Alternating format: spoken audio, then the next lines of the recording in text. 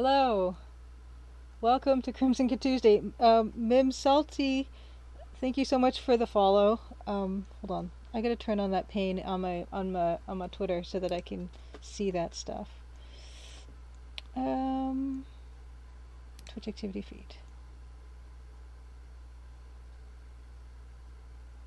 Okay, yes, Mim Salty, thank you for the follow. I'm just gonna put that over here. Yeah, we're just about, it's 8:01. That's as close to being on time as we get around here. Yeah, Blaholtzen, good to see you, by the way. Uh, Artistic Ulysses, hey, good to see you as well.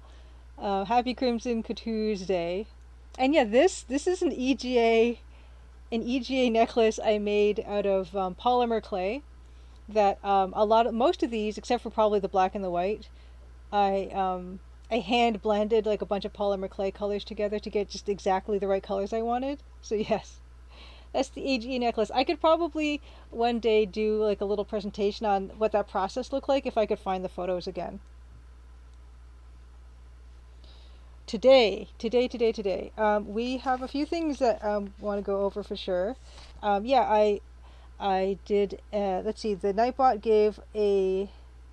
I talked about pixel art and how I got started on game dev, pixel art tips, dithering, and more. That was this IGDA Twin Cities talk that I gave. It's about 40 minutes long. I put it up on my YouTube channel, and I wish Nightbot had. Well, it's not Nightbot's fault. I wish I had put into Nightbot that was for IGDA Twin Cities, but that's what that is. Also, a couple weeks ago, I did a Steam Next Fest live stream where I kind of played through chapter 1 of the Crimson Diamond, which is the Crimson Diamond demo. But I didn't do it perfectly. I left out a lot of stuff. So if you're still interested in playing the Crimson Diamond demo, it's still up. It's been up ever since Steam Next Fest. It was up even before that. So don't worry about missing out on having a chance to play it if you haven't yet. And don't worry about watching me play it either, because like I said, I didn't do everything. Mouse Miss, hello, good to see you. Yeah, today I wanted to show the text inventory window function thing that I've made over the past couple weeks because I'm really happy with it and I wanted to share that with you guys. So we're going to do that tonight.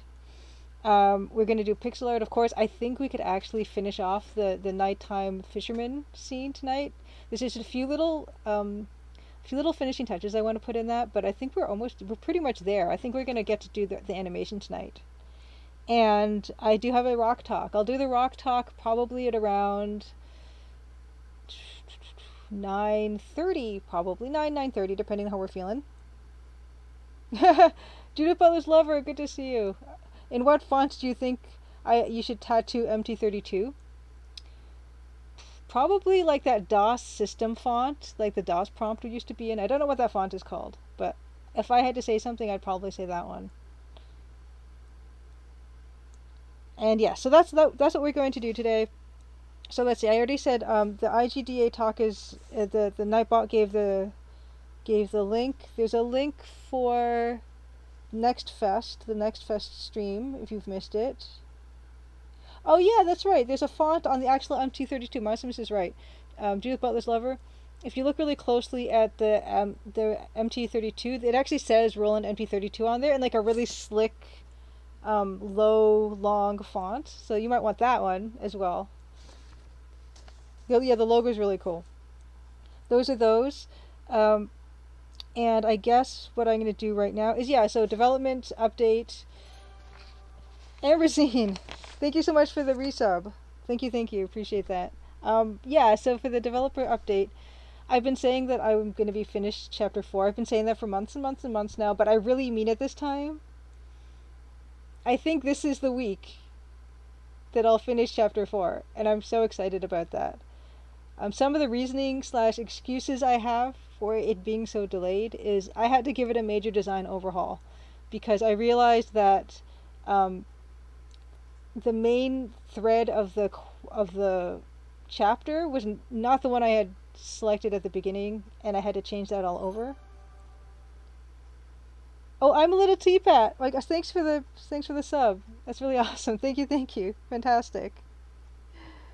Deluxe Tux, good evening. Jim Makes Games. Welcome back. Yeah, so it's as seen previously on Steam Fest. That's what it's called. I really appreciate it. Thanks for the sub so much. Yeah, so yeah, chapter 4 gonna be done. I'm just testing it right now, really. Putting some finishing touches on it. Then I am going to fix up. I've got a bunch of user feedback. I don't know how you guys organize your ideas. Oh, Amberstein, thanks for gifting this sub to Judith Butler's Lover. That's amazing. Thank you so much. Wow, you've gifted a bunch of subs. That's amazing and fantastic. Squaw, thanks for the sub. Oh my gosh, you guys, thank you so much. Squaw, fantastic. Welcome to chat. I don't know if you've been lurking before, but welcome to chat. And of course, you can continue to lurk. You don't organize your ideas. That's a wonderful first impression to give everyone. Because yeah, I don't. I'm so bad at it. I need to get better. Fractal Mike, thanks for the sub. Oh my goodness. Wow, you guys, it's jumping tonight. Thank you. Oh my gosh. Yes, streaming has been so much fun. And it's all Dan's idea, so I'll have to tell him that you guys were so great tonight. Anna, CGG, welcome, great to see you. Anna is a co-host of the Classic Gamers Guild podcast. And Anna, if you want to drop a link to that, please let me know. Oh, and you redeemed Show a Watercolor Cat card. We're going to do that. Yeah, thanks to Dan. Dan is the musician on the Crimson Diamond. And it was his idea more than a year ago. A year ago in, I think, the end of March. So it's been quite a while. Probably like a year and a half now. Where Dan's like, yeah, let's stream. Because it was COVID and nothing else was going on. And so I'm like, all right, I guess. Dan the man, Dan the band. Yeah, we did a music stream last week that was some kind of tense, intriguing, exploratory music with the Roland MT32.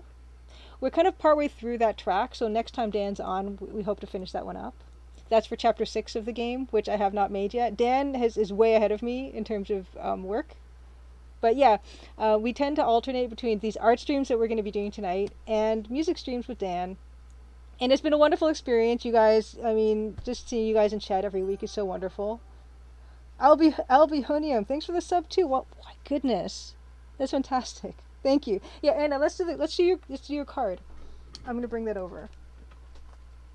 Okay. So anyone new to chat, welcome. And I have a couple different things you can redeem for my channel points.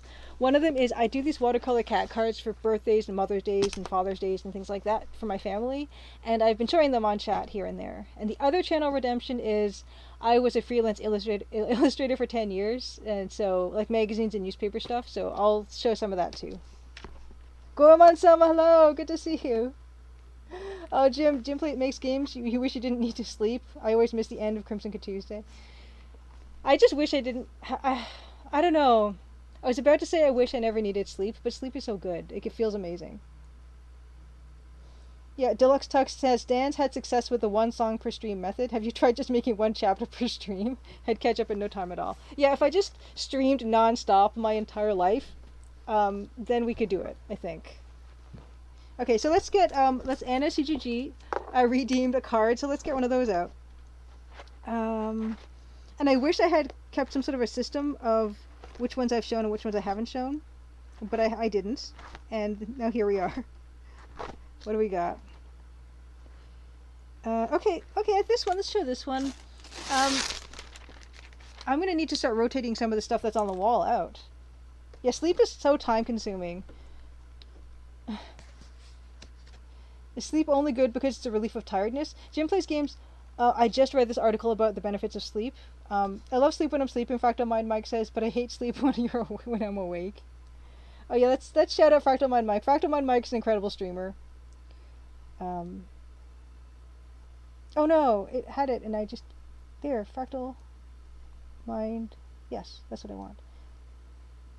Yeah, Fractal Mind Mike streams a bunch of retro games, and he streamed the Crimson Diamond a while back, and it was a lot of fun. Day of War, good to see you. Cosmic 43, great to see you. Cosmic 43 just released Tachyon Dreams, which is a free text parser EGA game. If you like text parser games, if you like EGA adventure games, definitely check it out. It's on itch.io. Evil Tentacle, good to see you. Lurking, but hello there. Good to see you.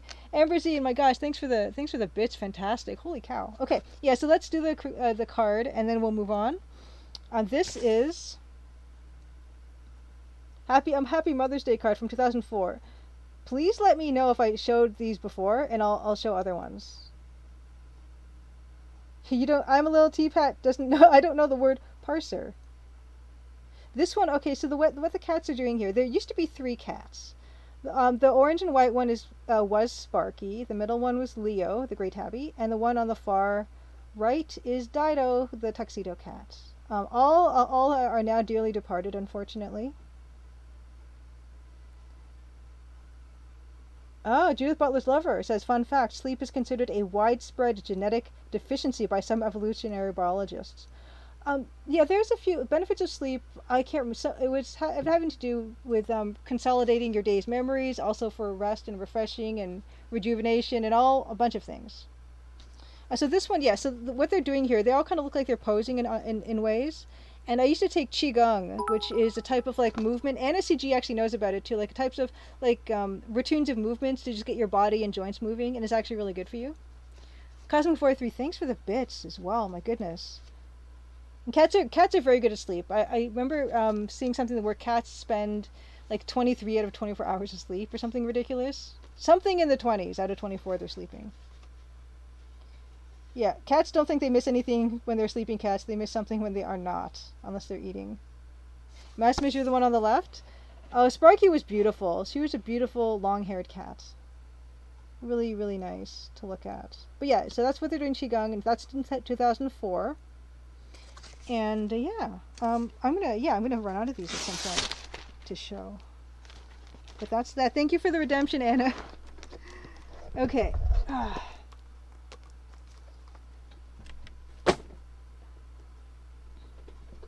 Okay, next. Cosmic Void 3, thank you for putting the link to your adventure game in the chat. I played it, I beta tested it, and it's really cool. It's like it's Sierra kind of old school double wide pixel AGI graphics, and it's like a lot of fun, and I love the art so much. And yeah, I put the camera somewhere else today. I'm experimenting with my setup a little bit. So if it looks a little bit different, yeah, I've made it just a little bit different. Yeah, there's a few. There's something called the Telwinium by Dave Lloyd that is EGA, but it's a point and click, which I still want to play, and I think it is also free on itch.io. But yeah, there's a lot of people making stuff. It's very exciting. Oh yeah, and I just wanted to show also the progress on the cross stitch. There's Margot, and these are the colors I've pretty much settled on for my EGA cross stitching. So I just had to fill the rest of that in. The colors are actually different from this Nancy. The dark red is a darker red than what I have here. Oh wow, why is this? Okay, here we go. Yeah. But these are the colors I believe I'll be using, the ones that are in Margot. So these are just 2 experiments that I think are close but not quite close enough. I think I wanted more contrast for the Nancy. So yeah, but that's where that is. Yes, and it's Tachyon Dreams Edenwith. Great to see you. Welcome back. And it is Tachyon Dreams is a parser game. So no, Cosmic Void 3. I did need a couple hints from Cosmic Void 3. I am really bad at adventure games. When I see streamers, I just saw Destroy All. I think the Twitch stream is called Destroy All Machines. They just did a playthrough of the Crimson Diamond demo, and they did a fantastic job. Having never seen it before. Hold on, let me see if I can find them again. Because I do want to. I don't know if I can do a shout out for people who aren't in the chat, but I hope I can. Let's see. It was Destroy All Machines on Twitch. Let's see here. Can I do shout out? Destroy all machines. Does that even work? I hope that works. Okay, yeah, so yeah, they just did it. It's a couple of their more recent videos, although not their most recent. And yeah, they did amazingly. DNA Beast, good to see you. Let's see. Yeah, DNA Beast. Yeah, doing a palette swap on cross stitch is a lot of work. It's really tricky because it has to do with the colors looking right next to each other, tonally and all that. So there's a lot going on, and the magenta and cyan are always going to be a problem. So you just try to go with your best. And I don't even want to show you guys all the different versions of magenta and cyan embroidery thread I have, just to try to get the ones that I'm happiest with. Yeah, it's pretty scary. Next we have, okay, so why don't we, before we start doing pixel art, I wanted to show you guys this, the text inventory window stuff. Or NSCG, well, thanks for the, Crimson Tuesday rocks. Thank you so much, NSCG, for the resubscribe. Yeah, so I was saying before I interrupted myself that chapter 4, I'm pretty sure it's going to be done this week. I'm more sure than usual. And then I'm going to go through some feedback. Oh yeah, I was, with Squaff, I was saying I don't track my information very well. So what I do, if there's something is I still need to get to it, I keep it as an unread email in my email box. So there's a few of those that I have to get through. I want to see the unread number on my email box decrease. And in order to do that, and this stuff has been, some of these emails have been in my email for probably like a year now. And I want to get rid of those. And so after chapter 4 is done and dusted, I'm going to go through the feedback I have in my email, and then I'm going to release a new version of the demo, version probably 16, I think, which will have the new stuff I'll be showing you guys tonight. Nothing new story wise. It's just gonna be easier to play if you just want to basically focus on keyboard.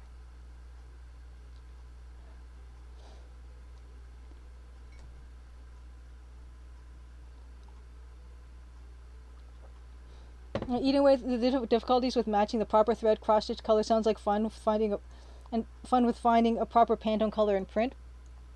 My dream. Do the Butler's Lover. Thanks for the redemption. Show old published artwork.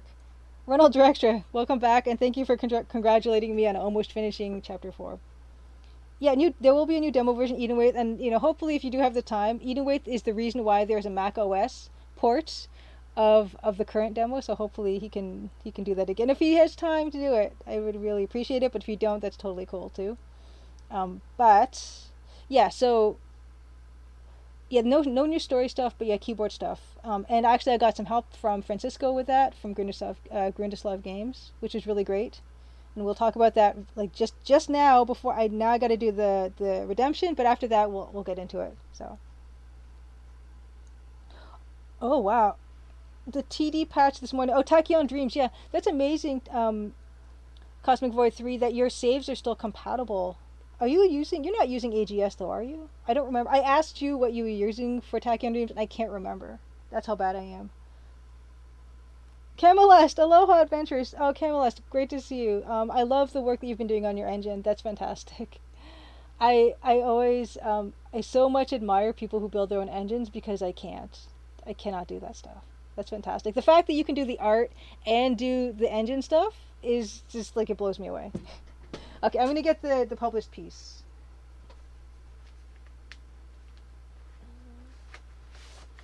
We have here. Ooh, we have a. Okay. I don't think I showed this one yet. Not AGS Game Maker. Okay, so as long as you don't change the names of the variables that are being saved or the values, it should be fine. That's great. Because that's one of the kind of the not so great things about AGS is if you're not careful, you can break all the saves that players have.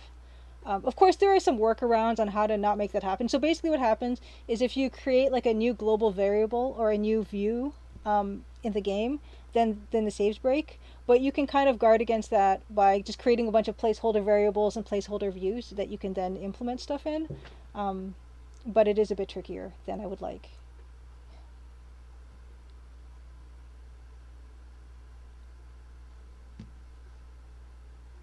Ronald Dragster, yeah, the new demo would I don't think it will contain any new Dan music. He hasn't really delivered a lot of the music to me, even though a lot of it is finished, which is actually not that bad considering my frenzy of backing up that I do. And if I added more music, then everything would balloon in size by multiples. So I don't mind that there's not going to be much music added to the new demo. It's really good for space saving purposes. But yeah, this is the published. So this is the New Yorker, January 7th, 2008. So this is quite a while ago. Here we go. And what I have here, this is the first time I worked for the New Yorker. And there it is. It's really tiny. It's like the size of a large postage stamp. So it's just in the margin here, just to give you an idea of how big this thing is. It's not very big, but it was a big deal to me. It was a huge deal for me. And then you can see my name. Where is it? I can't see my own. Out of focus. You're gonna have to take my word for that being my name. Oh, it's really blurry. Nope, doesn't want to do it. But yeah, so that's the piece that I did for the New Yorker. I worked for them twice for the same art director, who is no longer there, unfortunately. And that was a piece that was a silkscreen print. When I first started doing freelance illustration, I did silkscreen printing, and I eventually went to digital because it just takes a lot less time. But here's the silkscreen print, which, so I worked pretty large on it, but I did keep it simple because I knew how small it was going to be. And actually, what I did was, I would take the preliminary work and the color work, and I would scan it and I would print it to the exact size I knew it would be printed in the magazine, so I knew that it would read okay at that size. Because that's something you got to really consider when you're doing work, especially work that's going to be published in print, is how big is it actually going to print, and you got to make sure that it's going to be legible at that size. And so I did do that. And you can see, I think I made his eyes darker as well in the digitally, I think. But you can see the registration marks here, not very well registered, but that's part of the appeal, part of the charm, I guess. But yeah. So that's that one. And when I'm finished showing you these ones, I put them over here so that I don't get confused and show you guys the same stuff. But yeah.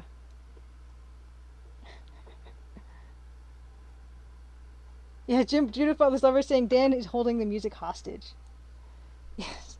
Now I appreciate it because I tell you guys, the way I back up is I back up to Adobe Creative Cloud, I back up to OneDrive, I back up to Google Drive, I back up to 2 different externals, and I also have it on the desktop of this computer. So, and I do that every day.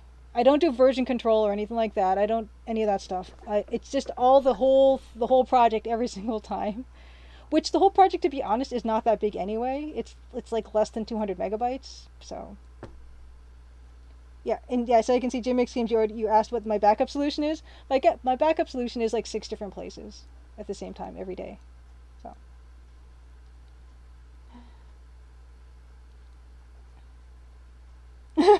yeah, Judith Butler's love it. The New Yorker. It's one of the very few magazines now that is around that has an illustrated cover. Which is like the holy grail for illustrators. So Mother Jones, I think, also does one illustrated cover. I think the Atlantic does as well. But the New Yorker is, yeah, like the thing for illustrators. I never got the cover. I only did a couple small interior illustrations. But it's a great magazine. The articles in the magazine are fantastic. The writing is amazing, I have to say. So it's a really cool thing that I was able to be in.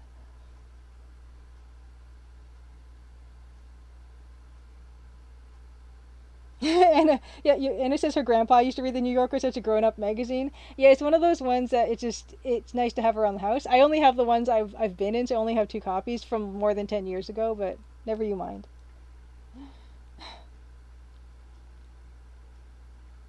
I see Deluxe Tux says, I subscribed to the New Yorker for about 3 years. I read them cover to cover. That is how good they are. Yeah, I occasionally read an article or 2 online, and if I was going to subscribe to one publication online, it would be the New Yorker, because like I said, the writing is just, it's divine. It's so good. Sir Highbury, good to see you. Welcome to chat. Oh. Hey, Foggage Green. May I ask what percentage of a day's wage or how many days you charged for that piece? I have no idea, and that's something I'm not good at, and I'm very, in terms of tracking hours for things, and I still don't do it, so I couldn't tell you. I do know I take way longer on things than I should, and that's never changed. And that's probably not a good thing, but that's how I've been doing things my whole life. So I'm afraid I can't answer that question.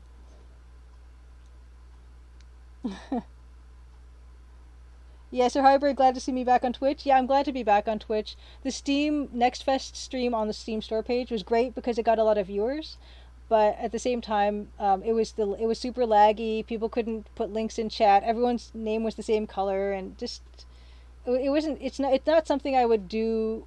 I would do continually. Twitch is way better for that. Yeah, Glitch Fest. Yeah, that's another thing. Only people in North America could watch apparently. So that was also not good for the Steam stream.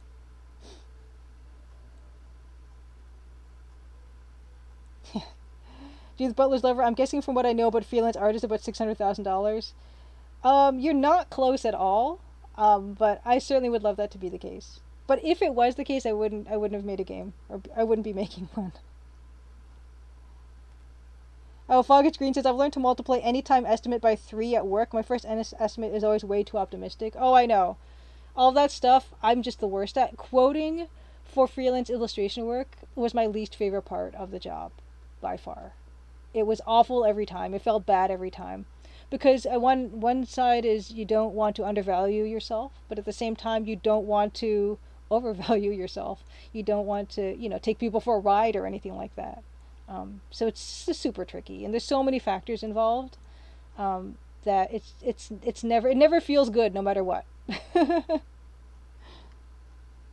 Yes, Anna CG can totally empathize. People who are self-employed are notorious for being terrible at tracking hours. Maybe it's willful blindness for sanity's sake. And to be honest, Anna, I really think that's part of what it is.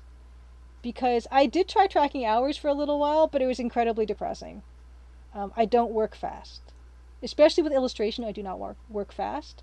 That's part of the reason why, I went from silkscreen illustration to digital, because I'm like, what am I doing? I'm adding like 5, 6, 7 hours onto a job that they're paying me like $80 US. Like, what is wrong with my head right now?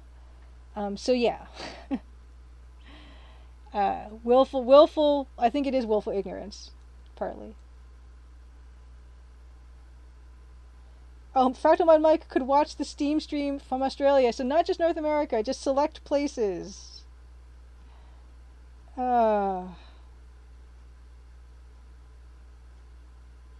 Freelance graphic designers are the ones who make it rain. I'm a little teapot. They probably can. I assume they can work faster than I can because it's like graphic. I do a bit of graphic design actually, and it doesn't take me nearly as long. But that's just me. Yes, Deluxe Tux, I dislike negotiation involving money in general. I think no one likes it. I don't like haggling either. When you go to some places, they say, oh, you should haggle, merchants for prices and stuff. And I don't just mean in like games, I mean in real life. And I just am not cut out for it. I don't have the personality. Like some people love that kind of stuff. They really enjoy it, and I don't. I'm super uncomfortable. Sir Highbury asks, how am I doing these days? I'm doing pretty well. I feel really good about finally closing the door on chapter 4, which I've been saying since at least March. Yeah, that's not good that I've been working on the same chapter for that long. But I'm super excited about finishing it. I finished work on Space Warlord Organ Trading Simulator. That should be launching this year. Finished work on the Playdate game I was art directing. So I only have one thing on my plate right now, and it is the Crimson Diamond. So that's really exciting for me. And that's why I feel like I'm making so much more progress with it.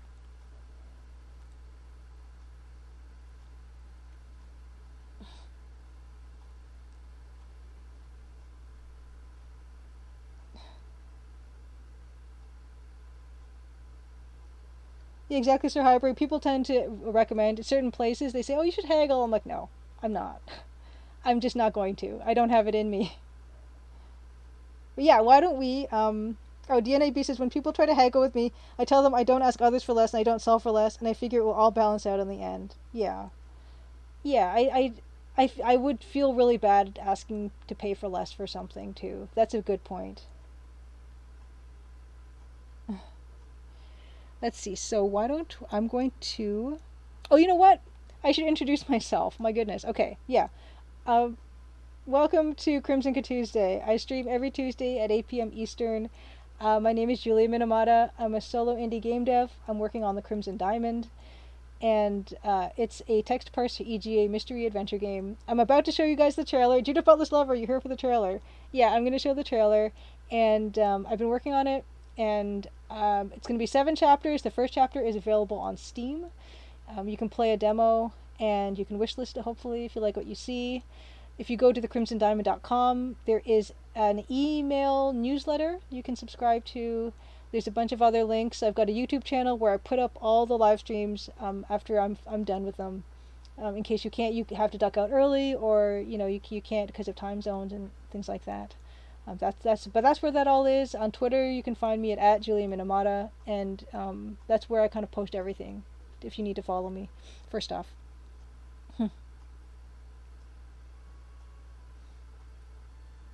Blaholtzen will be getting his playdate next year. Yeah, I'm supposed to be getting mine at the end of this year, and I can't wait. And maybe we can do like a thing where I play some of it and show you guys what that looks like. Although the game that I was working on, Recommendation Dog, will not be in season 1 of the games, so I can't show you that. But hopefully, I can give my impressions on it or something.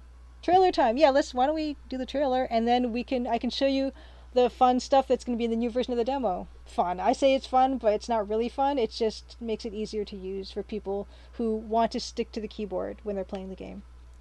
Let's just shut this music off, and let's roll the trailer. Crimson, Ontario was once a prosperous, lively mining town. But that was a long time ago. Now it's quiet, nearly deserted, and some folks aim to keep it that way. Nancy Maple is an aspiring mineralogist assigned to follow the trail of a dazzling diamond. An intriguing cast of characters has converged under one roof, each meaning to get their own way. Or else. Will Nancy untangle the mysteries and machinations before it's too late? Will the sleepy town of Crimson shine once more? Find out in The Crimson Diamond, an upcoming adventure game by Julia Minamata. The Crimson Diamond demo is available on Steam and itch.io for Windows PC and Mac OS. Okay. Wonderful. So, how to stream a Playdate game. I don't know if this is going to be freely available, but I have something where I can play the Playdate games on my desktop. So I imagine I would use that. But we'll see. And Sir Highbury says he stepped down from doing the Classic Gamers Guild podcast, but Paul and Anna will be taking it over. Yeah, that's cool. That's cool, Brick. Like, honestly, you know what's best for you, and if you feel like you'd be better leaving it to them, I think that's great. And I hope whatever you're up to nowadays, you're doing well too. So yeah, best wishes to you in whatever you're doing next, or whatever you're doing currently.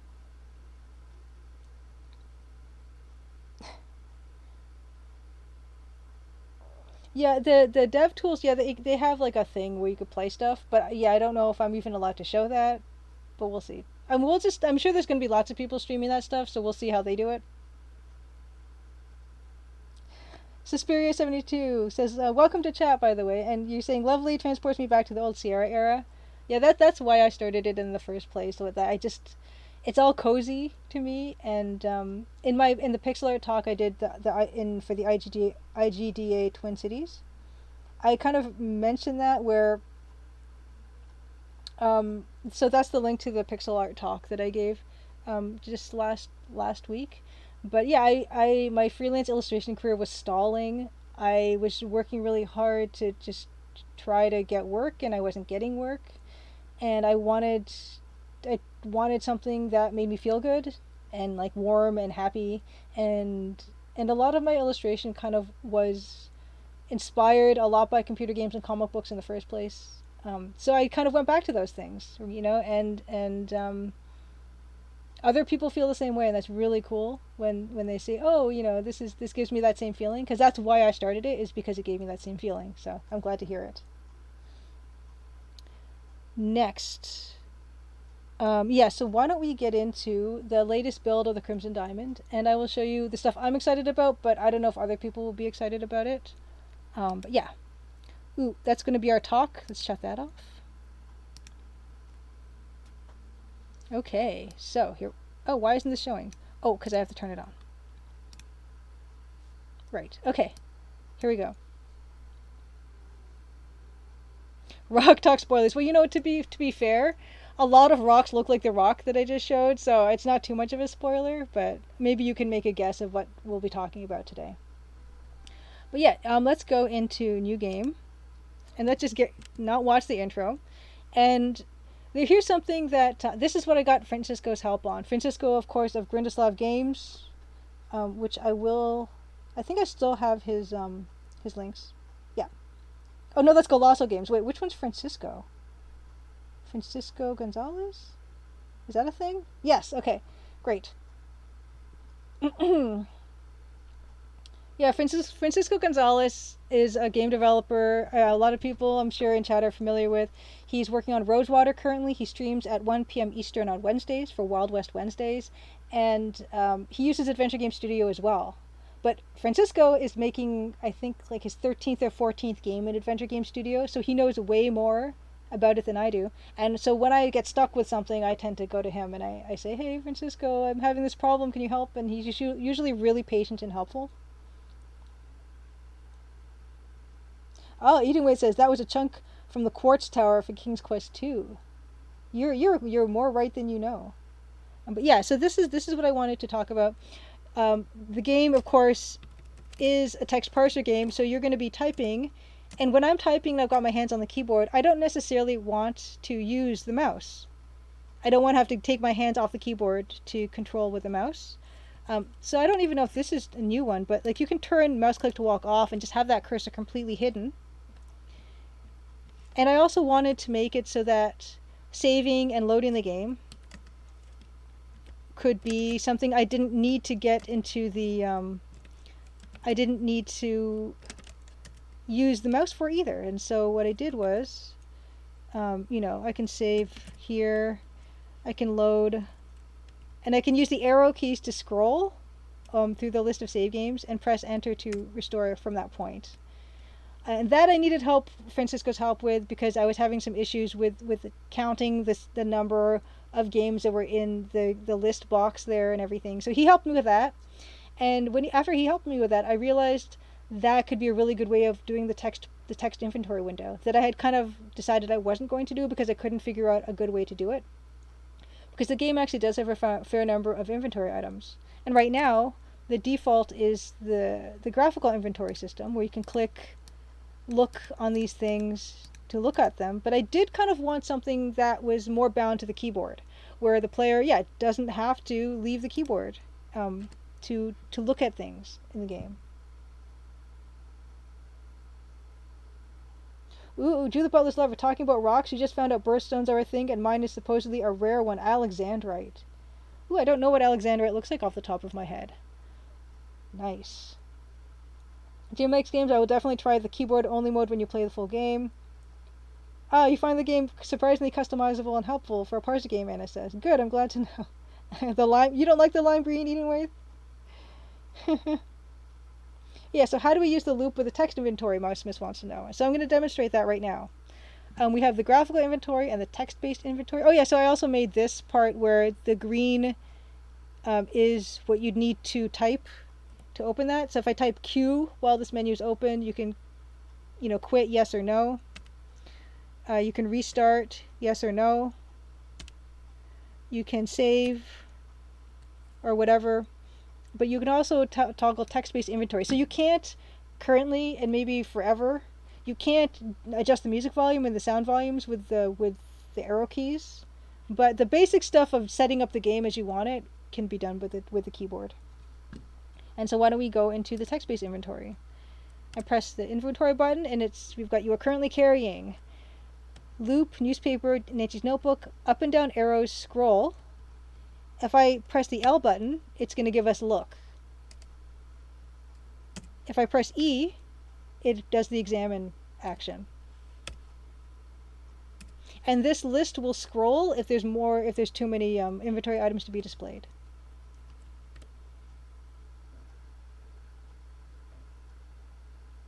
Yeah, maybe the plus and minus to change volumes. Cosmic 43. Decaf Jedi, good to see you. Fantastic. Yeah, logs and load, which takes priority? I think I did restore game for the restore because Control R is actually my keyboard shortcut for restore the game. Good to see you, Decaf Jedi. Decaf Jedi is a streamer as well. I'm gonna just do the shout out. Fantastic, wonderful to see you.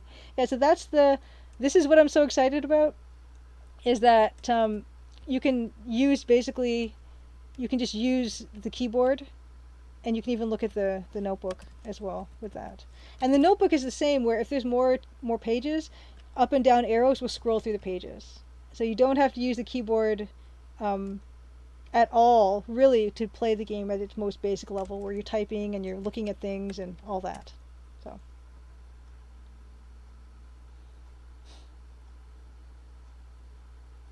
You kind of like the green and vermilion, very EGA. Yeah, I like the bright green. Of course, it has to be used sparingly because it is pretty bright. But yeah, you can and tap arrows to move for that traditional Sierra feel. Tapping and stopping and all this. Seabit, thanks for the follow. Very nice, I appreciate it. Yeah, Ronald Draxler says, achievement unlocked, completed the game without touching the mouse. Yeah, I mean, so maybe at some point what I'll do is I'll make this completely, mouse, you don't need the mouse at all. Oh wait, load the game. Oh well, oops, logs. Yeah, I did this wrong. Yeah, good catch. Yeah, the load here, restart, logs should be a different letter, of course. Oversight, I'll probably just make it the O or something. Then the credits, and the X would close it, but anything will close it, like the enter button, the escape button, or the X button will close it. So, yeah, that's all I had to show you guys, but I was super proud of myself for doing that. If the notebook, you can scroll through. You got this nice, you can choose between the graphical and the text-based inventories, and the save. This all can be done this way. Oop. And restoring can also be done that way. So, Prime number 59. Good to see you. Yeah, you're right. I only control at hyperspeed. This is not even the fastest, is it? Yeah, that is the fastest, I guess. But yeah, that's what I'm used to. And also, yeah, the function buttons also work. I'm glad you like a Fractal Mind, Mike. Yeah, F5 is save. F7 is restore. Yeah. F3, I think, is... No. F2? Or restart. Yeah, so some of these I've bound to the stuff that the Sierra would do. Like F9 is restart, and F5 and F7, things like that. Yeah. I thought I made F3 retype Cosmic 43, but I guess I did. Oh, I did. Did I? Look. Okay. Look. Okay, F3. Okay, I did. So F3 is retype, F5, F7, and F9.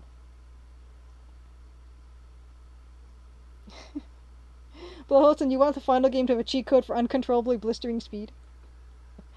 Who is already speedrunning Crimson Diamond? Nobody is, I think. I mean, whenever we finish up a stream, Dan and I always look for someone who's currently playing the Crimson Diamond demo. We never find anyone, but it's going to be interesting to watch people speed run a text parser game. I know people do, but we also have our keyboard shortcuts. I don't know how people will use those or if they will. F1 is Clippy, Ronald Drexler says. Dearboy's gonna get onto the Crimson Diamond speedrunning leaderboard. I should try it too. Can developers be on their own leaderboard? Problem number 59. This is developed in AGS, Adventure Game Studio, and it's actually, there's a button to show version. Yeah, so this is what I'm working on with right now. It's not the most current version of AGS because whenever I try to upgrade to the most current version, it says, you might break your game. Do you want to try? And I'm like, no, I actually don't want to try breaking my game, so never mind. Yeah. So 320 by 200. Yeah.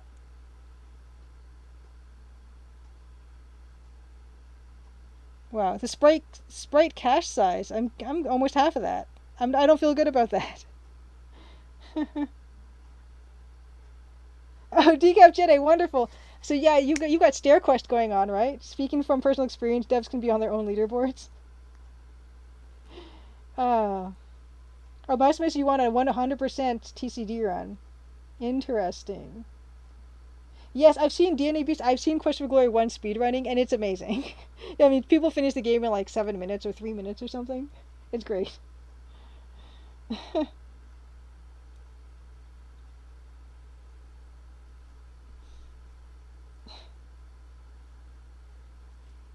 Yeah, oh, Anna had a good question. Oh, sorry, I'm just catching up. Anna, what color are you? Yes. Do you ever find yourself battling whether to improve the game you have written or writing code for new parts of the game? Constant struggle, Anna, constant struggle. Yeah, like this thing that I just did with the keyboard stuff, all this. Yeah, I mean, that didn't need to get done. And yeah, it's a matter of I'm working on my own and no one's telling me no, which is a good thing, but also a bad thing. So yeah. But I'm gonna leave it for now, and I'm gonna finish testing chapter 4. I'm gonna have the beta ready for my beta testers, and Anna, you are among those beta testers if you want to be, or if you will let me send you one. Um, you beta tested in the past. I hope you indulge me again. Wow, Decaf Jedi, your best time is 20 minutes. Someone pushed a sub 5 minute run. Oh my gosh. Whoa, you saw AGS on a magazine cover? CD, prime number 59? That's amazing. It's a great engine. I can't recommend it enough. The community is really active. Like, Dave Gilbert of Why Jedi Games uses AGS.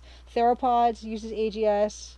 I'm using AGS. Francisco is using AGS. There's lots of developers who are doing commercial games with it, and there's lots of tutorials. Prime number 59. If you're interested in learning it, there's a ton of YouTube tutorials. So definitely highly recommend. All right, what else is next? Okay, so we've done that. So I've shown off that little bit. Um, why don't we move on to doing some pixel art? In fact, and then around what time is it? Yeah, maybe 9:30. I'll do the rock talk. Today's rock talk. I'll show some pieces of my collection that I have not shown yet. So why don't we move on to Control Shift 8. Great. Stair Quest was developed using Adventure Game Studio. Speaking of Adventure Game Studio. Dave, or any suggestions for art based on the theme delivery service? The first thing that came to my mind immediately was Kiki's Delivery Service, the Studio Ghibli movie. Second thing that came to my mind was pizza. That's all I have.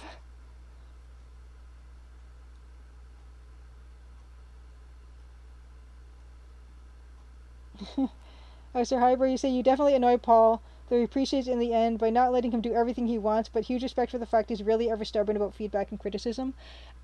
Taking feedback and criticism well is such a valuable skill. I learned it when I went to art school at art college. A lot of that has to do with taking criticism and feedback from your peers and your teachers, and it's super important to be able to pick stuff apart and get the stuff that's actually going to be useful to you, and kind of discarding the rest. Yeah.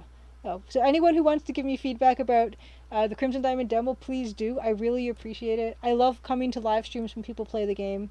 Yeah, like I said, Destroy All Machines just did one. I only got to come in on like the tail end of their stream, but I love coming in and seeing how people are playing it, whether they're enjoying it, what they get stuck on. I want to make the game as fun and as easy to play as possible, considering it is a text parser game, and that's a challenge just in and of itself. You vote for Kiki, Maximus?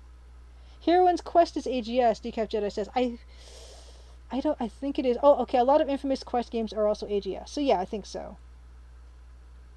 And Phantom Fellows as well. Sir Hyber, if you want to make a link to the Phantom Fellows Steam Store page, I believe the demo is live, right? AGS is also an AGS game. Oh, are frames not working well right now? Oh, I should turn the music back on. That'll help frame rate, right?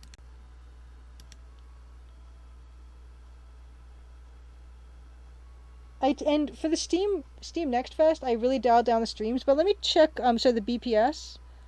So let me check that in case that's something I need to fix. Okay. Frame dropping here. Okay, I'm gonna check my settings. It should be really like I think I have it at 1500. Sorry, guys.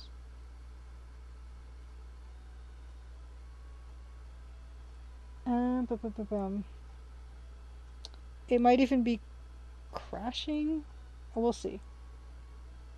Oh, why don't we put this on me again, so that you're not seeing me deal with this stuff. Stream. I have it at a bitrate is at 1000 kbps, so I don't know. Let's set the keyframe interval to auto.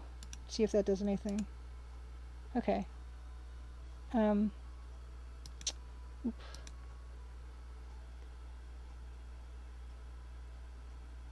Yeah, eating with, as long as it's useful commentary, not just it's good, bad. I want to know, yeah, I want details.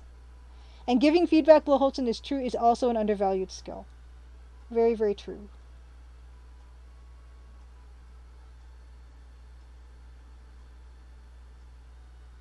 Yes. Okay, let me know, you guys, if the frames are still an issue. Save the frames. Seems to happen when you change to the Photoshop scene.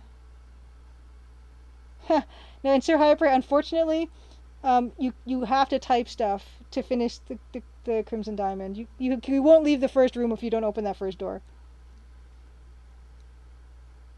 Image quality went way up. Stream setup looks good. You blame Photoshop. Setting the CPU usage setting to a faster value might help.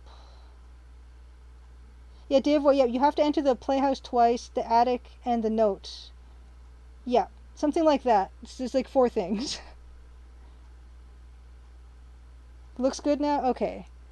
Hopefully we're going to be okay with what we have currently on. And let me know. Okay. Maybe just needed to just deal with it a little bit.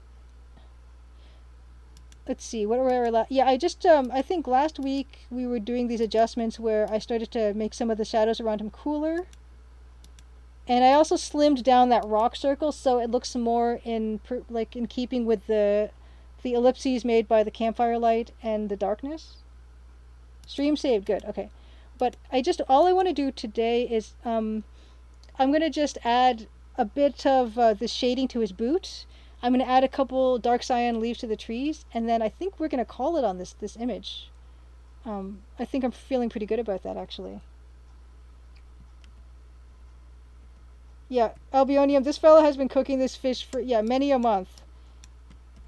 I was going to say, yeah, maybe it was a low temperature, but no, that's a roaring fire. But yeah, let's just get in here, and I just want to... I've decided I'm going to treat the shadow on his shirt the same as the shadow on his pants, which is there's going to be some shadow that's going to be this dark gray, but then the more back of him is going to be the dark blue. And I'm just going to apply that to his shirt and his boot, and then we're there.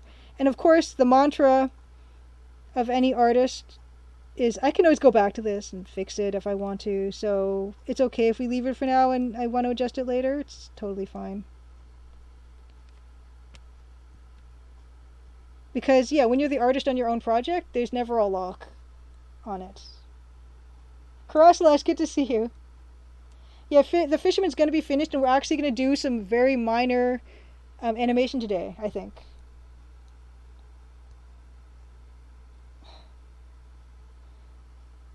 Yeah, and so there's Mr. PR Miller speedruns Quest for Glory all the time. Thanks for the link. I love watching speedruns. Ronald Dragster. Yeah, when we started, this guy wasn't bald. He was like 30 years old, and his beard was like all brown and stuff, and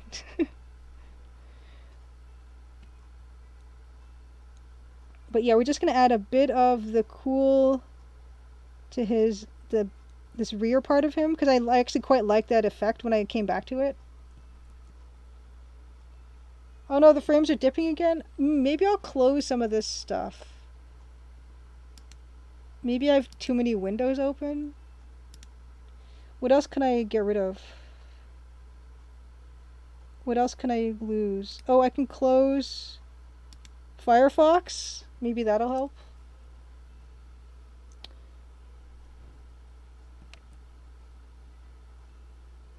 Yeah, no, thanks. No, thank you for the links. I love all the links, you guys. Um, I appreciate it. In fact,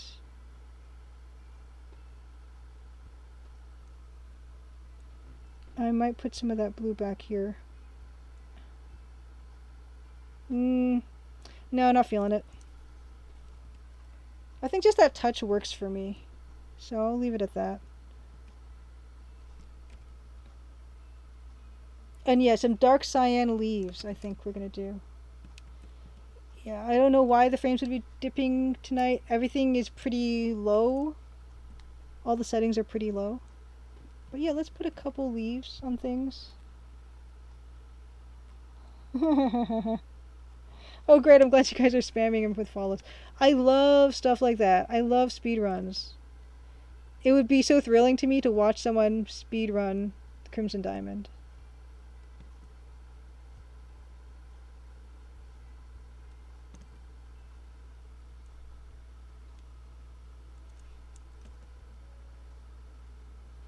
The thing is with trees that are super tall, you don't get a lot of leafy branches near the bottom, so I'm not going to put like so much of that stuff on this. Just a little bit.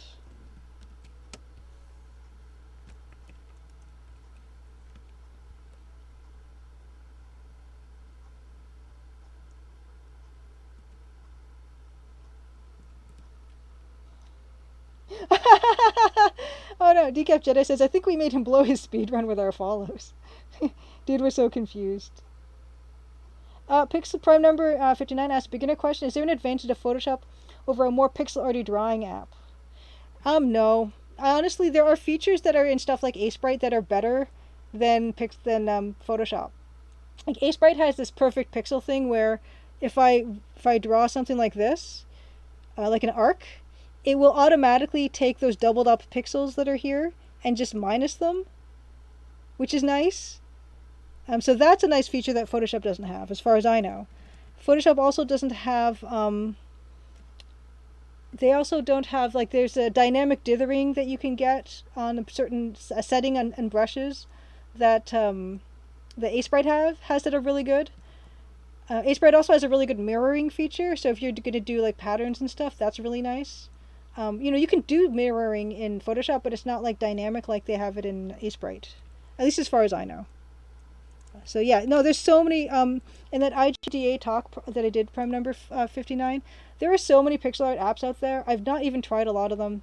I've only really tried Photoshop, Acebright, which I quite liked, Medibang Paint for on iPad, which I quite like as well.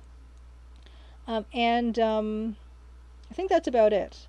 But there's no real reason. Like Photoshop is an expensive program that has like way more stuff than you'll ever need for pixel art, while they're way more streamlined like programs for pixel art that are actually have better features for pixel artists. And some of them can be made like you can make pixel art in a browser too, so you don't even really need like really good hardware or anything to really run any of that stuff. So you can do pixel art free. You can do pixel art on your phone.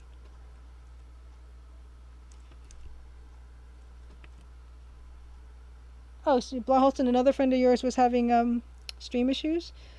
Oh, glorious. Three frames per second.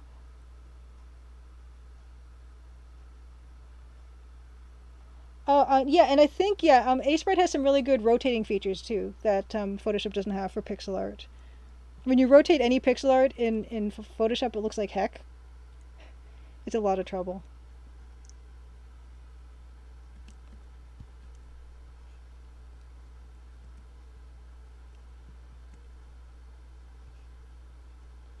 But I still use it because I'm just comfortable with it and I have it. And yeah.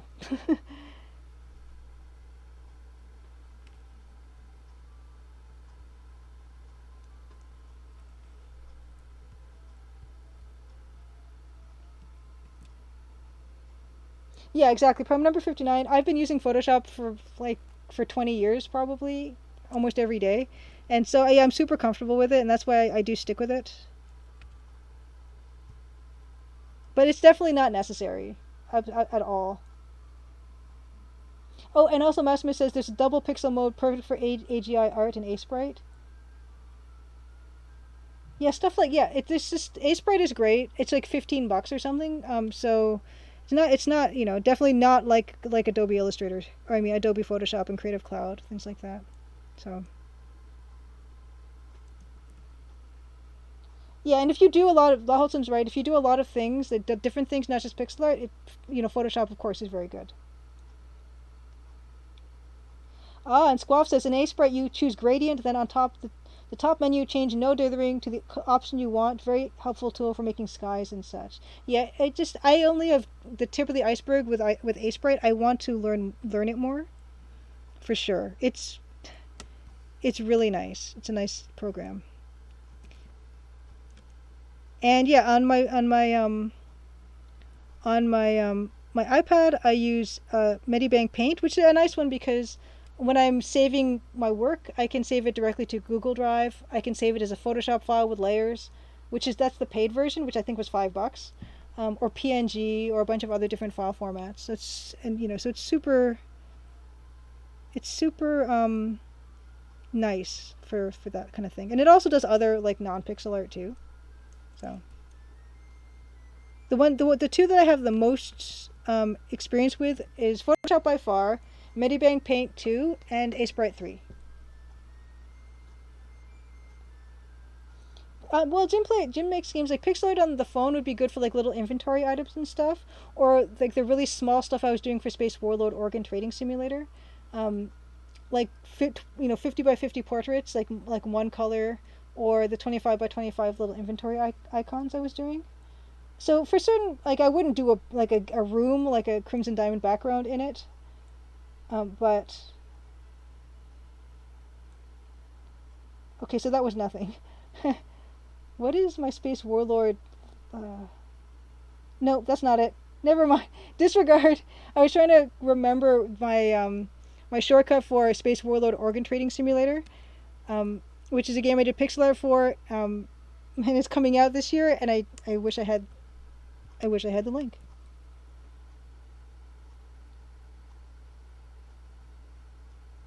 Yep. Oh wow, Mousesmith says Sprite is free if you download code from GitHub and build it yourself following a guide. Yeah, DNA Beast, I'm amazed too. So you said you paid $150 for Deluxe Paint 2 back in the day. Yeah, there's so many amazing tools now. It's really, really, really exciting. And yeah, in the talk, I basically say, I wouldn't have probably wouldn't have started. Would I have had I had to like invest in new tools, pixel art? I just used what I had already. Like I had Photoshop, and I learned how to make pixel art in Photoshop, and then like Adventure Game Studio is free, so there was no initial investment there. I could just try it.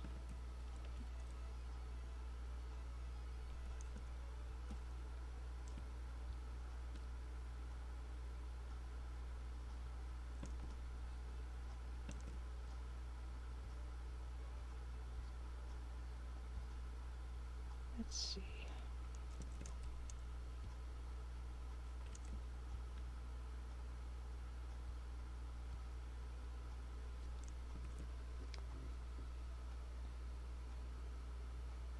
Oh, thank you, Blaholtzen, for linking Space Warlord Organ Trading Simulator.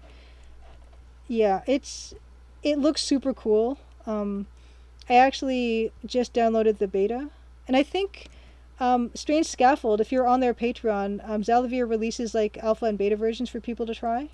So I think some people have tried it.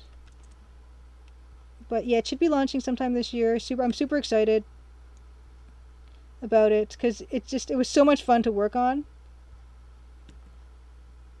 and I made the weirdest stuff I've ever made. There's a portrait in that game I made that is like a He-Man character, like a super buff He-Man character, and his head is a stack of pancakes. And that was not, I was not directed to do that. That was my own fault.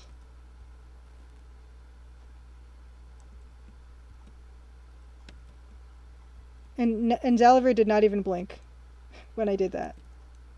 There's only one piece that he did request that I change because it was too freaky. It was a kidney that I did. And it was a bit much. So we went with something not as freaky with that one. Oh, Squaff says Aspray does not have color cycling yet, but I hear it's in the works. Color cycling is really magical. I know, like in Living Worlds, the Mark Ferrari artwork does a lot of really amazing color cycling.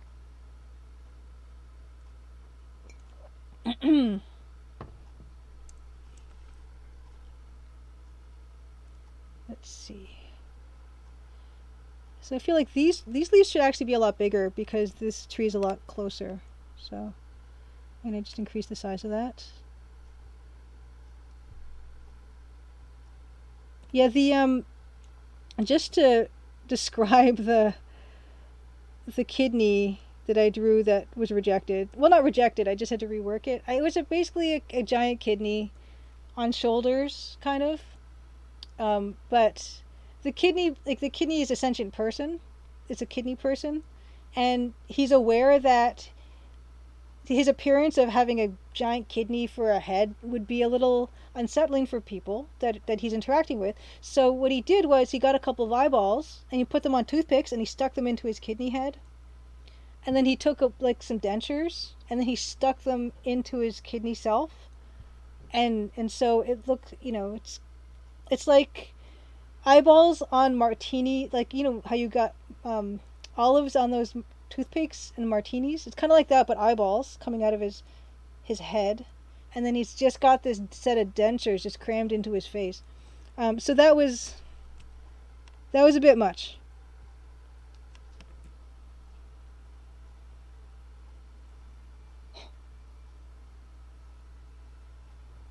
Yeah. So and I might have put it. It might have been a little bloody because, you puncture something with toothpicks, it's gonna, anyway, it's okay. That's the only one I had pushback from, and I totally understand. Oh, Maximus loves the brain in a cube. I gotta say, the gelatinous cube with the brain inside with the floating eyeballs, it might be my favorite one because I really like the sense of dimensionality and transparency in that portrait. I'm very proud of that one, so I'm glad you like it.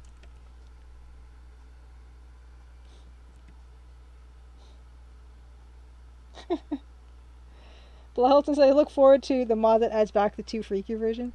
I don't know if that's gonna happen. So the version that's in the game is a kidney with the Groucho Marx, the fake glasses with the attached nose and mustache on it. So it's the same idea, and actually it's funnier, I think. The other one was a little horrific. Now, the kidney man is channeling Mr. Potato Head. Exactly. And I like he cake for the pancake man, the barbarian with the stack of pancakes for a head. And across his back, he's got strapped like a giant fork and a giant knife. And yeah, this is the briefs that Zalaver gave me did not mention any of that stuff. There is a trader that looks like an ice cream cone, and that just he never said anything. He never said I couldn't. So we have my impulses as they are in Space Warlord. So that's another reason I'm really proud of that game and the art that I did for it, is because I was not told no. I was only told no once.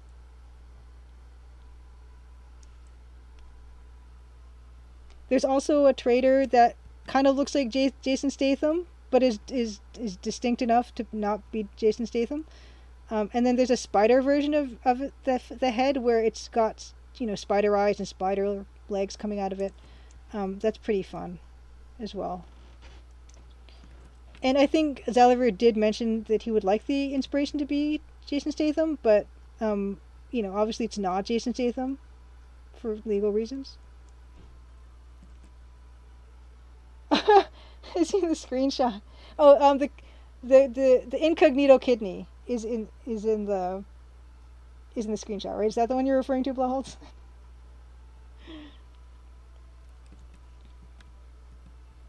I love the idea of people like an alien race of ice cream cones, because you think that, yeah, I mean, not everyone's temperatures that they're comfortable at are going to be the same, right? So ice cream people would live, in a very cold planet probably, and they would have to live in like if they were going to come visit us, they would need to be in refrigerated rooms and things.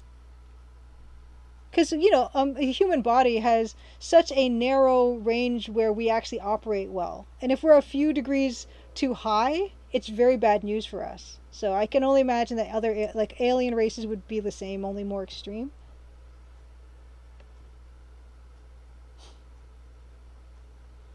Deluxe Tux, you actually owned those Groucho glasses? I have never.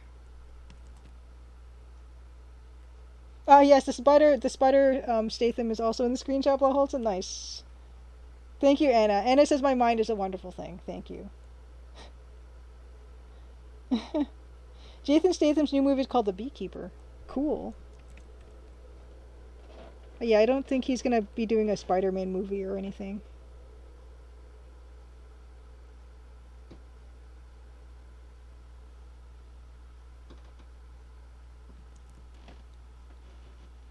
Jim makes games. You better get some annoyingly necessary sleep. Oh, you're very welcome for the stream. I'm glad you enjoy them. Happy Crimson Tuesday to you. And I hope you sleep well. Yeah, Blahholz, and I guess the ice cream man could have a freezer suit. For sure. Aw, you had a pair when you were a kid? Awesome.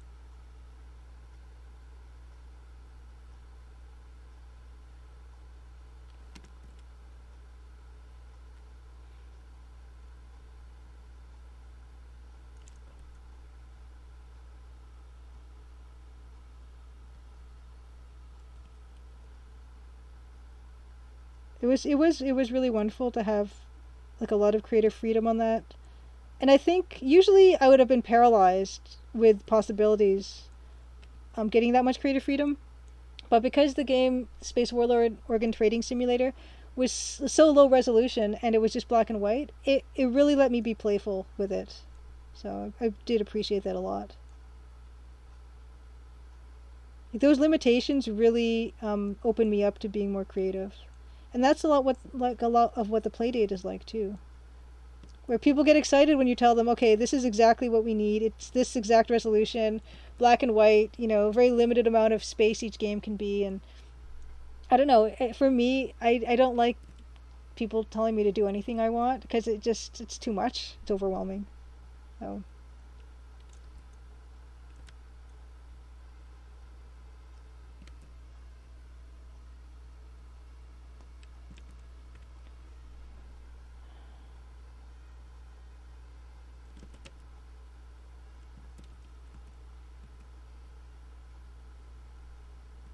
And I want to definitely try something in the AGI, the Sierra Double Wide style, something short.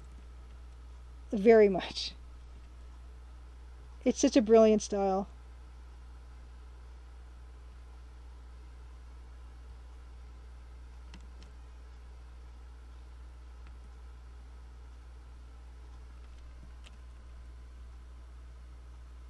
I might dither these back because they are a little bright, so that's definitely what I'm thinking about right now.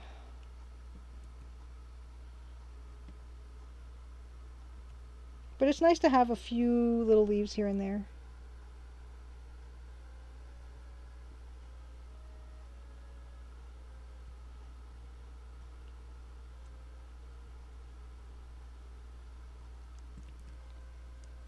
And speaking of dithering, that's something I mentioned in the IGDA talk, is pixel art is, I see it all over Twitter now, and I love all the pixel art I see, but there's not a lot of, I don't see a lot of dithering. and I hope more pixel artists try it.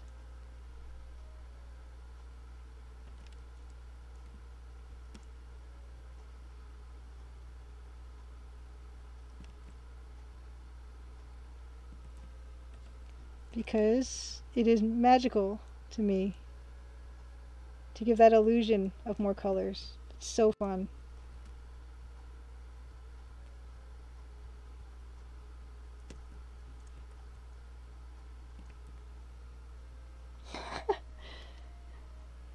Blah Holton, what's a saffron bun? I'm fascinated.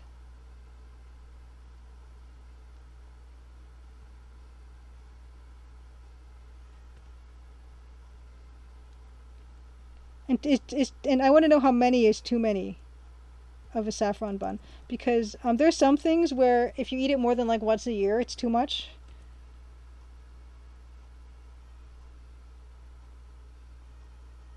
Yep. Dithering underappreciated. Thank you, Blah Holton. Camillus, you love a good dither as well. Oh, good, my people. And you found good cheats for dithering, Blah Holton. My only thing I do is, like in Photoshop, you can see here on the right hand side, I have these layer masks that I use where I've got just the pattern saved, and then I paint them in and out with the mask feature. That's what that's how I do it. Yeah, Sierra, I know it definitely was more dithery. There's some beautiful dithering happening in the EGA version of Monkey Island. It's really nice, especially the close-up face portraits. That stuff.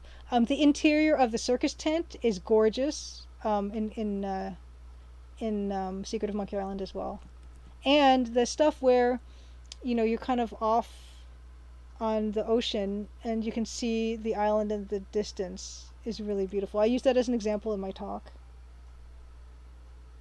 Ooh. Saffron gift flower. Ooh, I'm gonna look this up.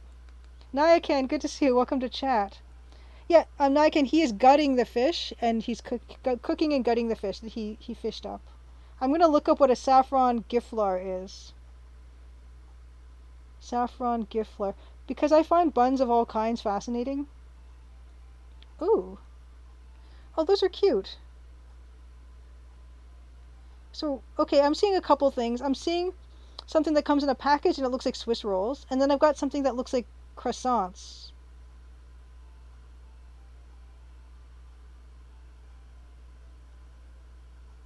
Ooh, Deluxe Tux, the cyberpunk game, the Sundew, just came out, has some nice dithering in many scenes. Yeah, I'm so excited about the Sundew. It's a solo French developer, as far as I know, right? It's really pretty. I think it's really, really, really nice.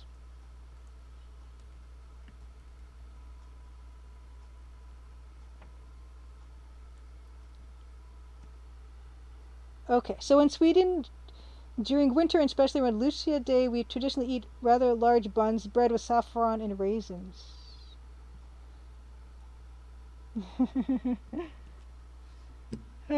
Okay, so let's see. Like I'm gonna add a few more leaves to the left side. I'm gonna touch up the shadow, and then we're gonna call it at that, and we're gonna do a little bit of that animation, I think. So. There you go. Yeah, eating with is Chad. Old man, yeah, the old man canonically is Doug, named after the great Doug Herring, who did the art for the Colonel's Bequest, which is a big inspiration of mine for this.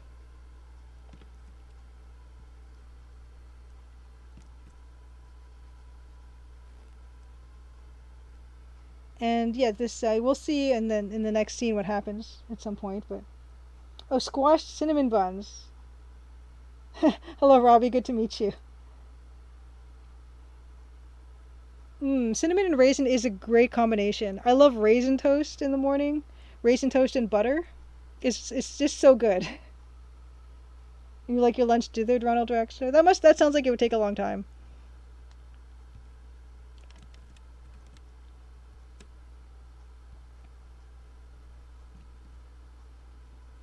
I love really harmonious food combinations. Cinnamon and raisin is one. They just work.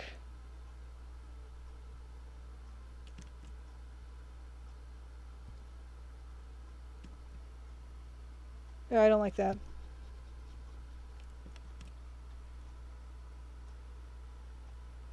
These are the saffron and the bread. I think almond fillings to the cinnamon filling. I love almond stuff. Oh, I'm glad you guys like the leaves. They're really bright right now. I'm gonna dither them back with the dark blue, I think. Because they are looking too bright for me. But, yeah, I like that addition of them. We definitely need some suggestion. Oh, thank you, Nike. I'm glad you like it. Yeah, this has been a work in progress for a while. And actually, I had a moment the other day when I was thinking, oh no, I might need to start working on this stuff outside of streams, like some of the other images, because um, there are a lot of scenes I have to get through still.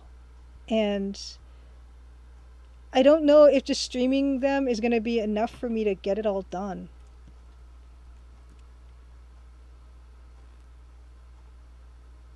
Oh, okay.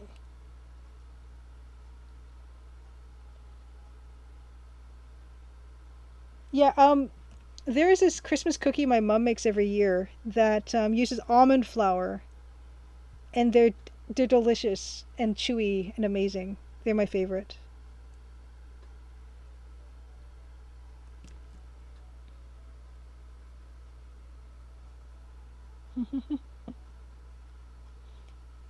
Yeah, the leaves are definitely are softening it up a bit. I want I want leaves on this side, but I'm having trouble making them. Maybe that will do.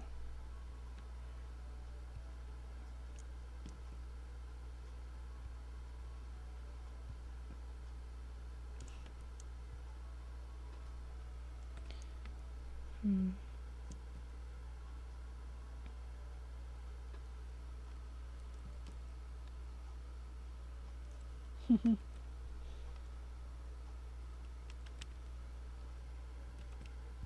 Let's see. Ooh, it's almost 9:30. It's almost time for rock talk, you guys. We're gonna get into it.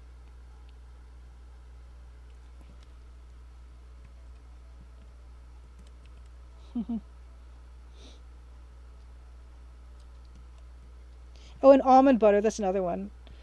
Almond butter, the stuff that you have to stir and you can keep it out of the fridge. You can store it out of the fridge. Is so good.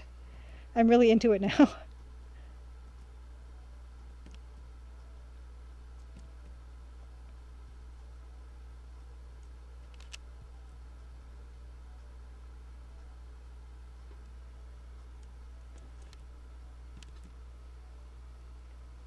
Yeah, almond flour is what you put in macaroon cookies. Yes. There's macarons and macaroons, and I get them constantly confused. There is the little French sandwich cookie. I believe that's the macaron, and the macaroon is that coconut thing that I also really like. I think that's how that goes.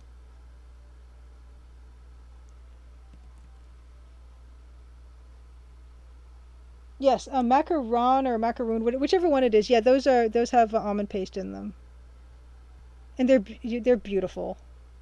I think I like looking at them more than I like eating them because the filling can be quite sweet.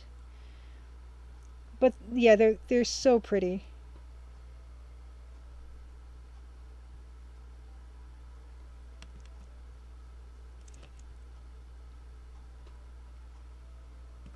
Ah, Jim, Matt, good to see you. Almond butter is the best. Almond butter is the best.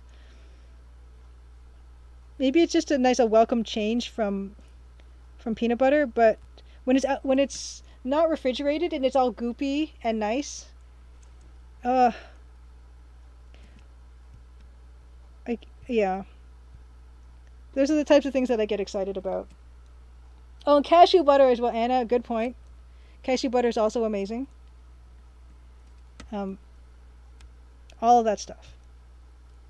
All of it's amazing.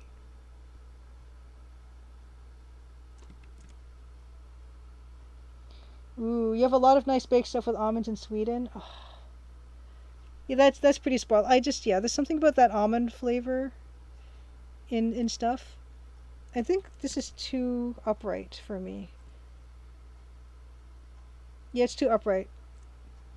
That doesn't feel right to me. Nope. Nope. Let's get rid of it.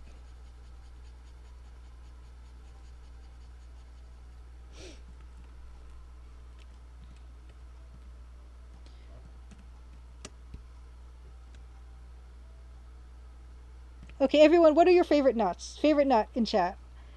If I had to pick,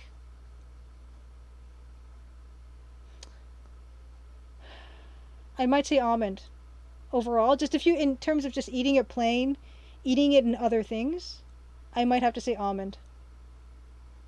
Yeah. Yeah, Jim, yeah, almond butter tastes super wholesome. I feel healthy. Almond butter is almond butter made from almond milk. That's pretty funny to think about. No, all it is like super crushed up almonds. But wouldn't that make sense? I never thought of it that way. That's pretty good. It should be.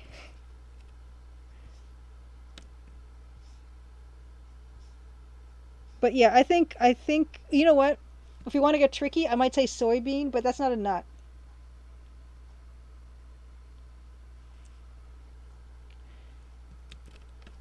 Because soybeans, were tofu and soy sauce and all that, but not a nut. Almond. Pecan. Deluxe text goes with the pecan. Expensive. Tastes amazing. Um, it is a nice one. Second place, walnut. Interesting. I'm not a big fan of walnut because of that bitterness they have in them.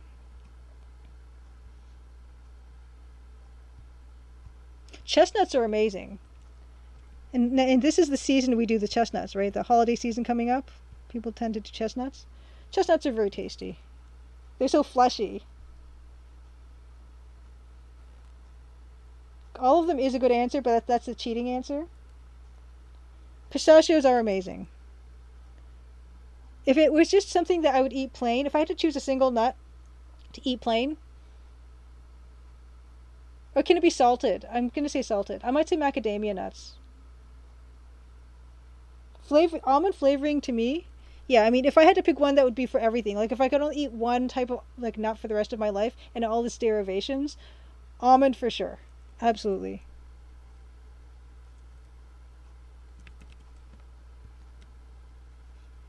I feel very strongly about that. Yes, Karash pecan pie is delicious, but I don't think I'd miss pecan as much as almond or even peanut, to be fair.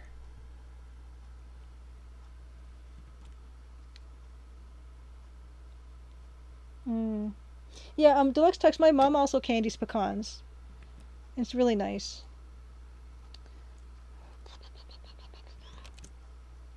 Oh, whoops. Okay. It is 9:30. We're going to do Rock Talk.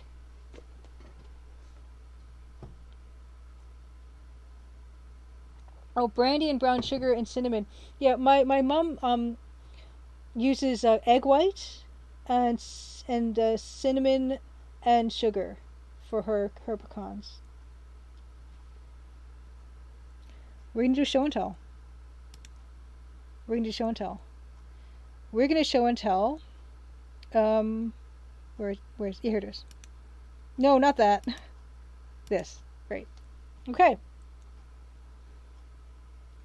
A lot of minerals look like this. This is our talk today. Let's see, I named half. Oh, you named half of the songs in your acid EP after compounds and bitter almond. Yeah, is cyanide supposed to taste like almonds, or is it derived from almonds, or is it bitter almonds? Today we're talking about quartz. Quartz is the second most common like mineral in the Earth's continental crust. I've got notes here, so let me take a look. Second most abundant. Feldspar is the most abundant. It has a Mohs value, a hardness of 7, which is pretty hard, and it is the defining mineral for that hardness on the Mohs scale. 10 is diamond, 9 is ruby and sapphire, 7 is quartz, 4 is... Oh, what was 4? We just had one that was 4. Was it gypsum? And 1 is talc. And there's stuff in the middle too. Oh, prussic acid. Okay, gotcha. Rock talk. Yeah, quartz. The name is derived from the German word Quarz, which came from the Polish dialect quarty, which corresponds to the Czech term meaning hard. And so it's a pretty hard mineral at 7. There are major varieties of quartz, and what's interesting is that there's so many minerals or rocks that we have other names for them, but they're all basically quartz. And I was kind of surprised by some of these ones. I didn't realize that some of these were quartz, and they actually are. This is an example of a type of quartz. They're called Herkimer Diamonds. They were initially found in a mine in Herkimer, New York. And what they are they're double terminated quartz crystals, which means they're pointy on both ends. So they have a beautiful crystal structure naturally, like this on their own. And so if you see on like websites for like selling jewelry or on Etsy, if you find something that says Herkimer diamond, it's not a real diamond. It's these particular quartz crystal formations. Cosmic Void 3, no, nothing is 11. Diamond is a 10. That's considered the hardest natural one. Yeah. So I think that's the top. Herkimer Diamonds. And here are what they look like because it's weird for me to think about something that's pointed on double ends. Well, how does that grow? How does that form, and how do they, mine them? Well, apparently they just grow like that. So these are Herkimer diamonds in matrix, is what it's called. So when a mineral is developed in another mineral, or it's growing off another mineral, that the mineral that it's growing on is called the matrix. So they just grow like this. They just grow, and you just like knock out the rest of the surrounding rock, and you get this double terminated quartz crystal or something. I put these all in here as examples because I find that fascinating, that they would just grow like that. But I love them. I love them because they do have that natural diamond shape. They're pretty hard, they're pretty clear, and they're colorless. And so they're very economical if you want to wear like a ring that looks like a beautiful raw diamond, for instance. You can get a Herkimer diamond ring or Herkimer diamond earrings for very cheap, and they look fantastic. This is also a variety of quartz, but it has its own name, and it has its own name because of color. And this is citrine. Citrine is a very popular, considered a gemstone, but it's quartz like any other type of quartz.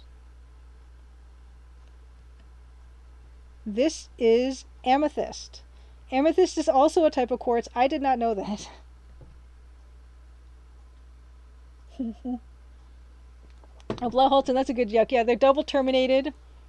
Herkimer diamonds are double terminated in the matrix. Oh my gosh, Anna, your mom has been to Herkimer? Was there?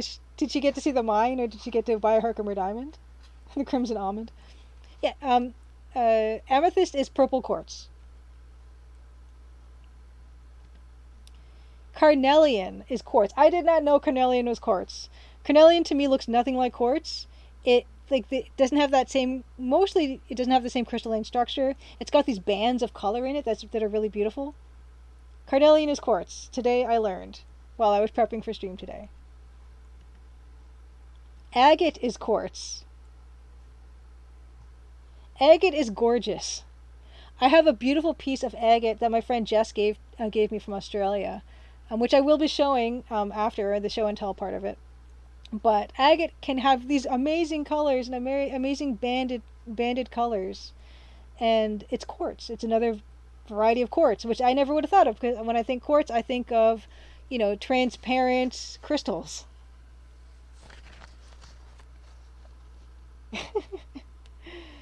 Tiger's eye is quartz. I did not know tiger's eye was quartz until today, because it's one of those ones where it's got that tiger's eye chatoyance, which is when you tilt it to and fro, the light plays through them in bands. But it is another form of quartz. And I've got here on all these slides, I've got unpolished versus polished versions of them. So this is raw quartz, raw carnelian next to the polished carnelian. Raw agate next to polished agate. Raw tiger's eye next to polished tiger's eye. Do I have a rock tumbler? I do not. I would love one. And this is a Scottish smoky quartz. Smoky quartz is interesting because it is the national gemstone of Scotland. And the reason it's a national gemstone of Scotland is because it was mined in the Scottish Highlands. And there's a particular kind of yellow-brown smoky quartz called Cairngorm. It's named after the Cairngorm Mountains. And there's a darker one that's like dark black, like a dark brown or black quartz called Morian. It's used in jewelry and in kilt pins. And I think this is fascinating. I did not know that smoky quartz, particularly a form of smoky quartz, was a national gemstone. Yes, quartz is aggressively taking over the rock market. And Deluxe talks, not only did quartz take over the rock market, it took over another market, and I'm going to talk about that real soon. Yeah, tiger's eye is quartz, did not know. And another fun thing about smoky quartz is in China in the 12th century, they used flat panes of smoky quartz as sunglasses, which I would have loved to have seen in the 12th century, sunglasses made of smoky quartz. Anna, awesome. Your mother's listening. She said she was just looking up the meeting of Chateauyancy the other day randomly. Yeah, Chateauyancy it's this beautiful play of light that happens in tiger's eye because of it's got inside tiger's eye there are all these extremely fine strands of I guess some kind of mineral inclusion that are arranged parallel to each other. So it has this beautiful play of light. And here's an example of Morian, which is another considered a kind of dark quartz, dark Scottish quartz. And moonstone as well, nice. Here is a 16th century rock crystal jug from Milan. So rock crystal is what particularly transparent, colorless quartz is called. And it was used a lot in ancient civilizations for jewelry and other carvings. It's amazing to me to think that this is a rock that someone carved into a jug that can be filled with other things. And the intricacy of the detail that's on this is kind of amazing. And to think that 16th century they had the tools and the ability to work a stone that is pretty hard like this is amazing. Yeah. And here is a synthetic quartz. Synthetic quartz is really interesting because it had a lot to do with the other industry that got disrupted by quartz. And that industry is the timekeeping industry.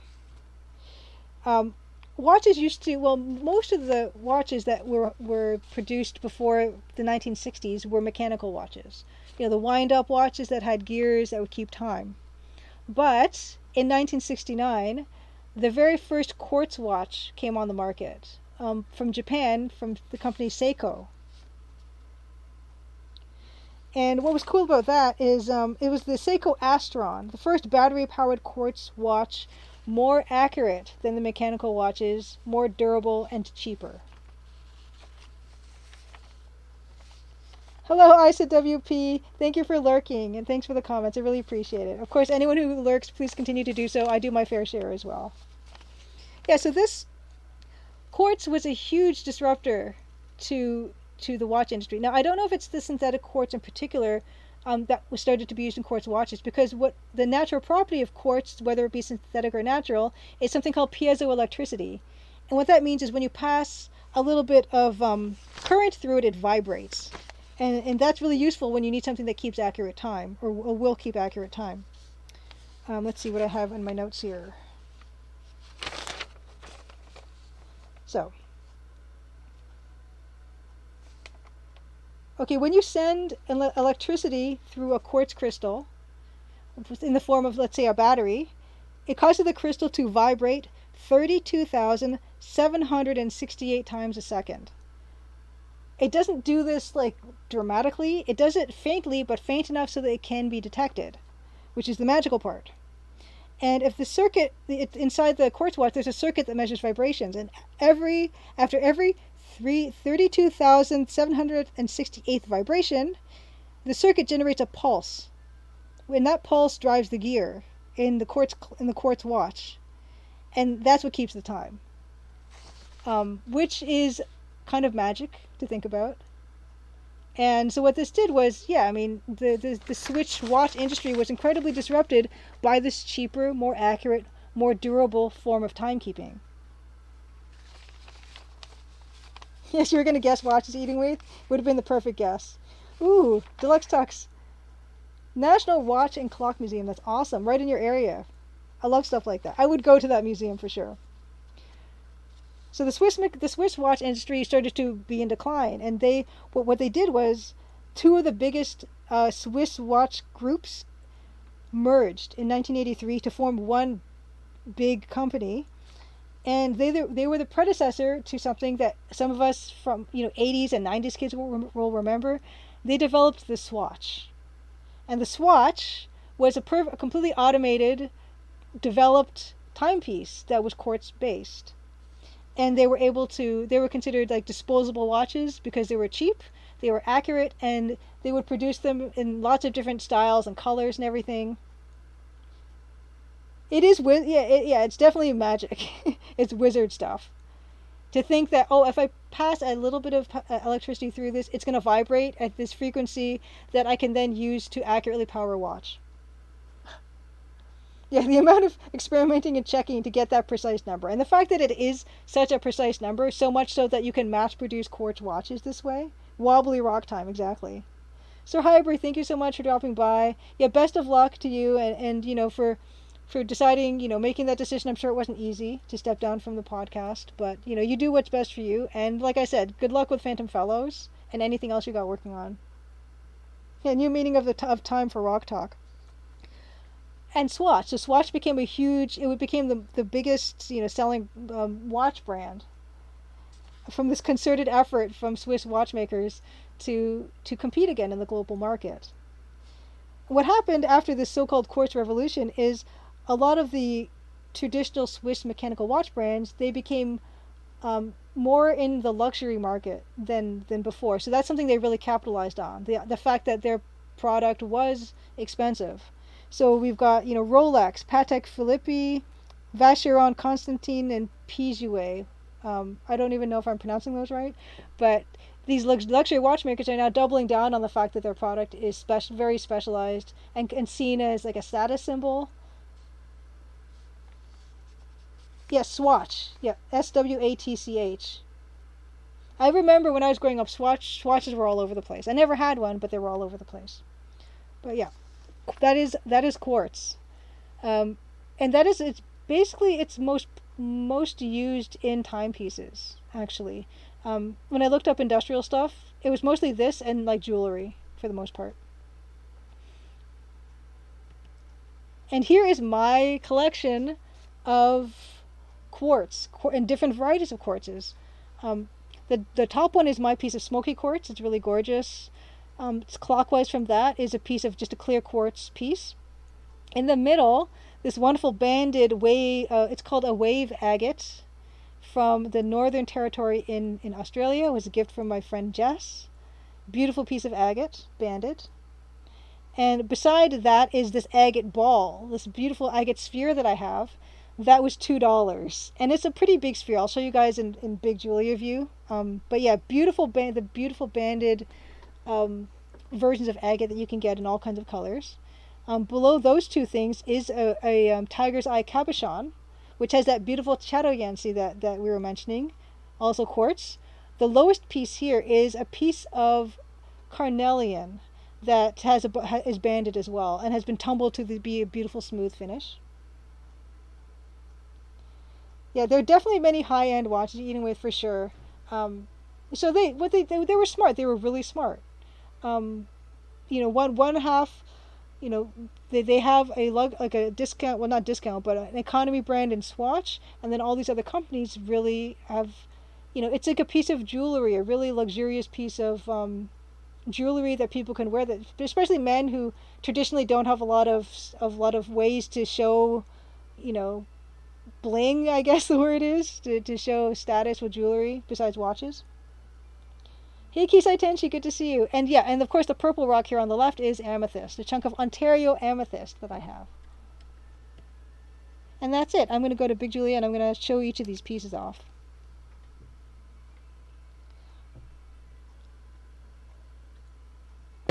First piece.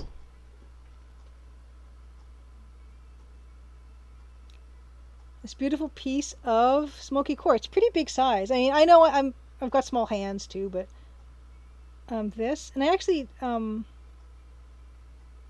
here you can see this would be the matrix, I guess, that it grew on. That's the bottom part.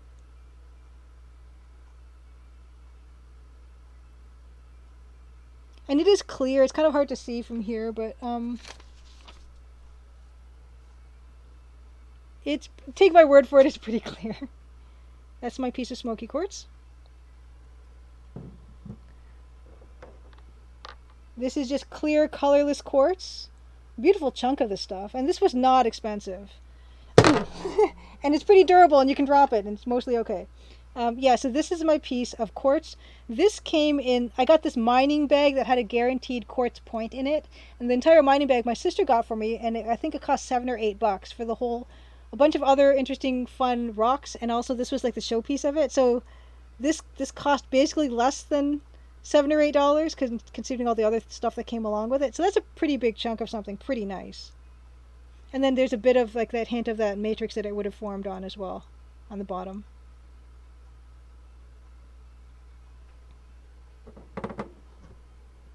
Here is the amethyst that I have, this Ontario amethyst. Northern Ontario is actually really known for their amethyst, specifically like Sault Ste. Marie area, I think. They have amethyst mines. And there's also, that's the bottom part. So what often happens with this stuff is this will be the outside of the rock, and then there'll be kind of a void inside the rock, and then this will be growing on the inside. So you break it open and you see like geodes. That's what geodes often look like. But yeah, amethyst, also known as quartz, purple quartz. Is the desk okay? I said WP.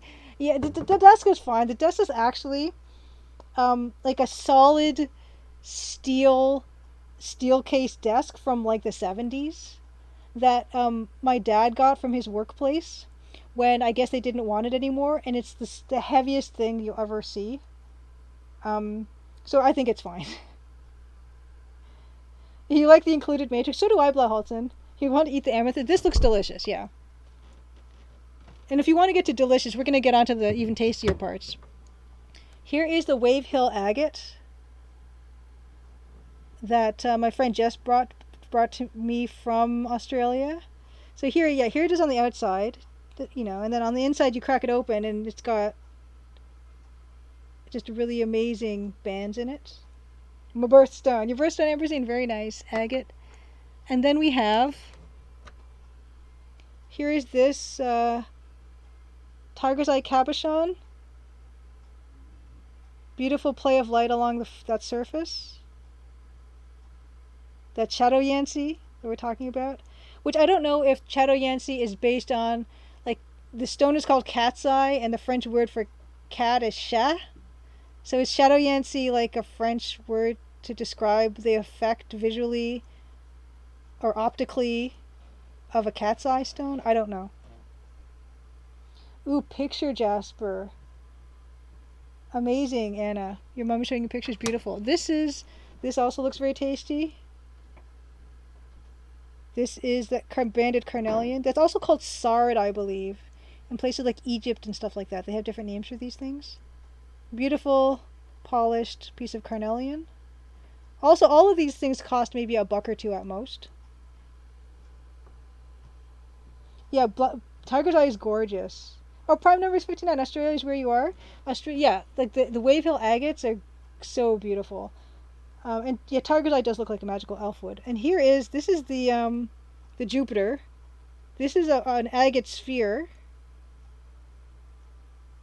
that I got for $2. And yeah, the reason I had it as ooh, no, not that. I had it as a slide in the show and tell, so that I can kind of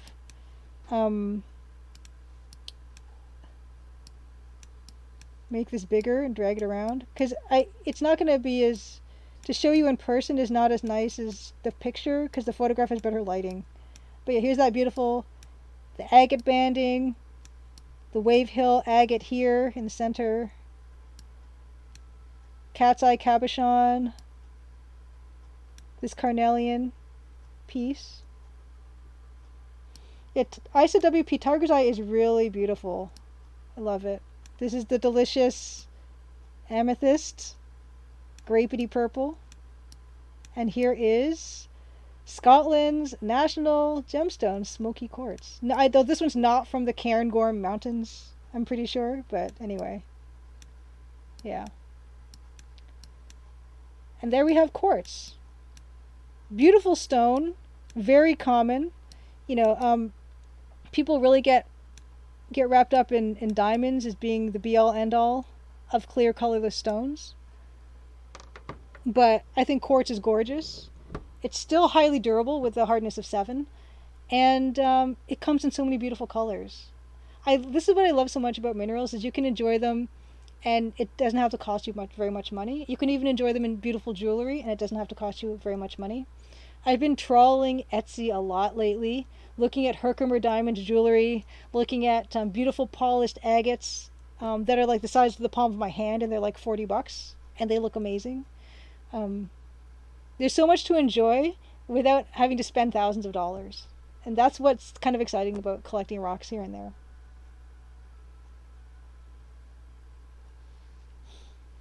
And it is nice as a sphere. Yeah, the agate sphere was just really super eye-catching for me, just to have.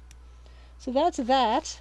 That is today's rock talk. Smoky, well, quartz in general is what we've done today. And yeah, I tend to do this in most of the art streams. We've done rock talks. I've done carnelian, malachite, lapis lazuli, diamond, ruby, garnet, emerald maybe, selenite. I should probably cut them all together into something, but I won't. Too much work.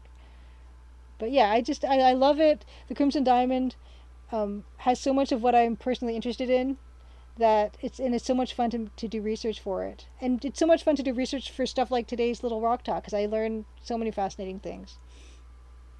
And yeah, of course, Crimson Diamond, Crimson Ontario, is based in around a garnet mine, and that's kind of special too. I like to think of it because garnets are kind of red, and Crimson Ontario and all that. So that's where all that comes from. I've been loving rocks and minerals my whole life, and it's so much fun to put that into a game that people can play. Oh, quartz does not burn up in a fire, as far as you know, ISWP. What I do know is that I read this a long time ago, and I'd have to double check this, but I think diamonds are more flammable than rubies and sapphires, apparently. I think they'll burn at a lower... It's a high temperature, it's extremely high, but it's lower than other ones. Thank you, Ronald Dragster. I've got a nice jewelry collection. That's a good dad joke. Oh, nice, Anna. Star Trek and dinner, fish sticks, baked, breaded, delicata swash, and steamed potatoes await. Thank you so much for coming, Anna. It's always good to see you. Thanks again. Anna is the hostess with the mostest. I got to visit her where she is a couple years back, and she's just the most amazing person, and she loves rocks too, and I got to see her rock collection. Have a great dinner, and it's always nice to see you on. That is the Quartz Rock Talk. I'm gonna go back to the pixel art now, because I feel like, yeah, we're getting here, and for some reason, yeah, the keyboard shortcut I made for switching scenes, it just turned on the channel for whatever reason. It turns off a bunch of channels. Yes, ISWP ultimately is just carbon, or it will react with oxygen at a high enough temperature. Yeah, of diamonds, yeah. Yeah, I'm sure it's an exceedingly high temperature.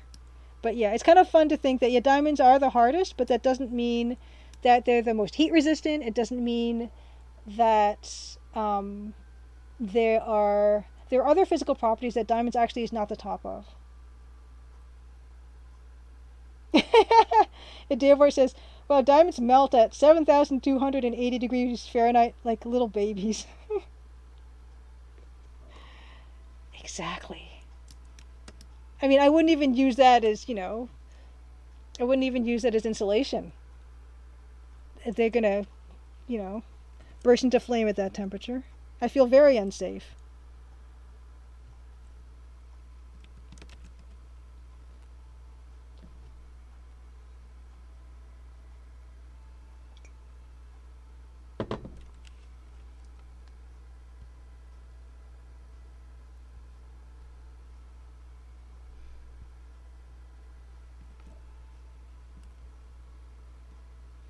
Okay, I'm liking that better. As for next week, I don't know what's going to happen next week. It could be another art stream, it could be a music stream. I'll have to discuss it with Dan. We'll see where we are. Oh, let's do parallel. Don't do that.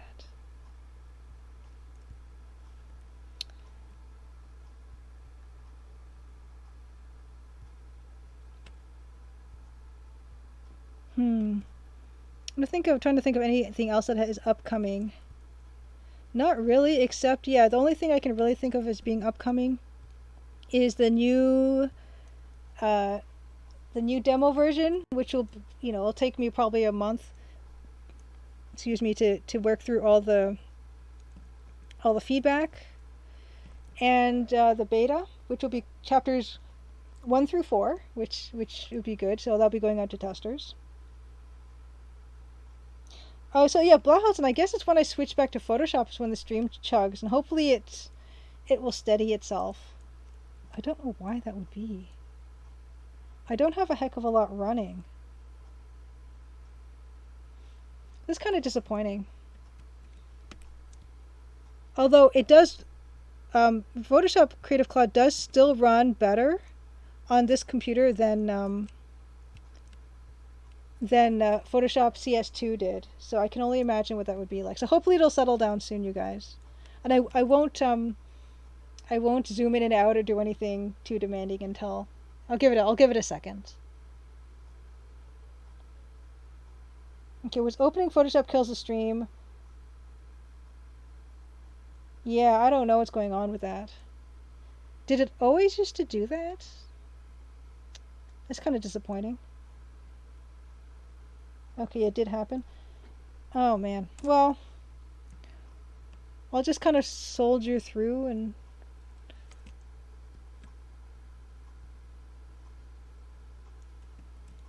something about switching scenes, I guess. It is a bit disappointing because part of the reason that I did upgrade my machine was I wanted to minimize technical difficulties like this. Oh, Holton, you remember the Halloween stream? Oh no! Thank you guys for letting me though. No, the prime number 59. The rock talk was smooth the entire time, but now, did it settle down after a while, you guys, or what?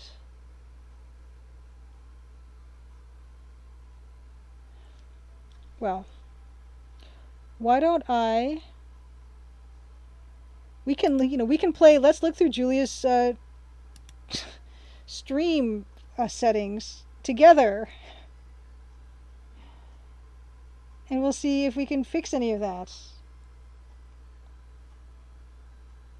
Yeah, I can see that it's kind of freezing right now. I'm gonna do the setup, and we can all go through it together, and we can troubleshoot this, the parts that we can. Okay, general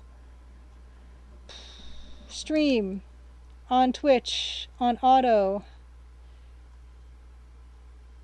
Twitch chat, nothing. And ignore streaming services. Setting recommendations. I'm not. Next, output. Streaming. Bitrate is pretty low. Keyframe interval, auto. Oh, CPU usage preset. Higher is less CPU. Why don't we, if we want to use more CPU, can we put this to medium? Would that work?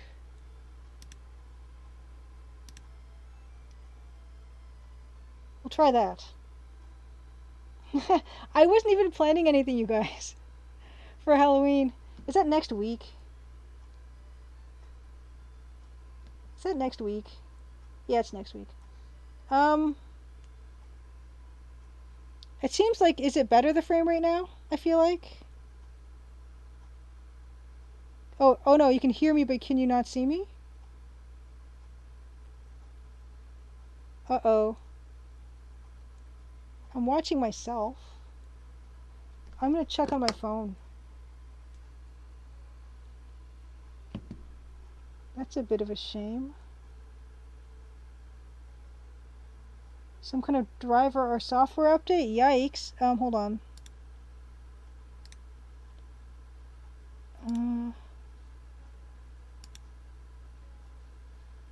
Closed captions recorder is on still. That's okay. That's what I want on. Still have 0 frames? Really? It says I have 0 dropped frames. I'm live. 81.8% CPU. 27 frames per second. Uh-oh.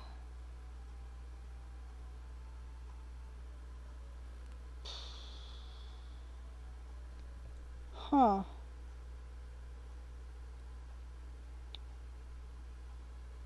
What is going on? Okay, what else can I potentially...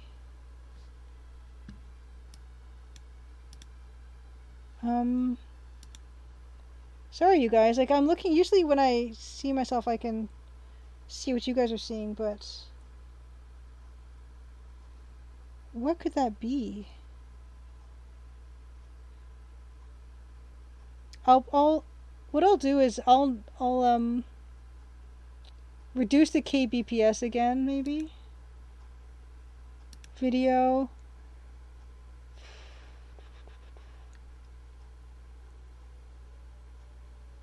Hardware encoder. Keysai Tenshi says.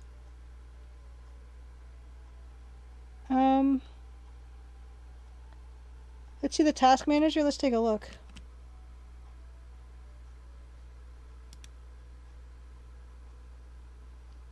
Oh no, I don't know anything about this stuff, Blaholtzen. I've got just the base technical knowledge I need to do what I want to do, and everything else is just... Let's take a look at that task manager.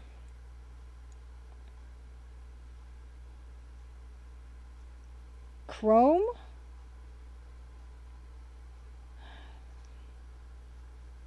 OBS is very high. Power usage.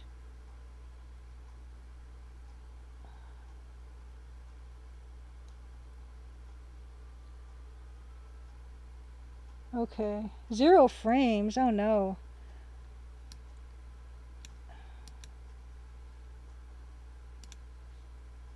I guess you guys can see this, right? There's nothing... It's only OBS that's very high. Yeah, I don't know, unfortunately. Steam having issues? Does anyone know?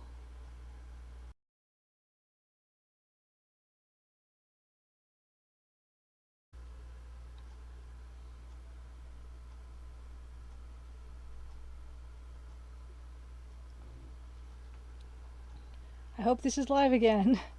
I put it on Big Julia View because that seems to be the part that doesn't break. Okay. Okay. You remember, yeah, Blaholtzen, yeah, Dan was having some issues too.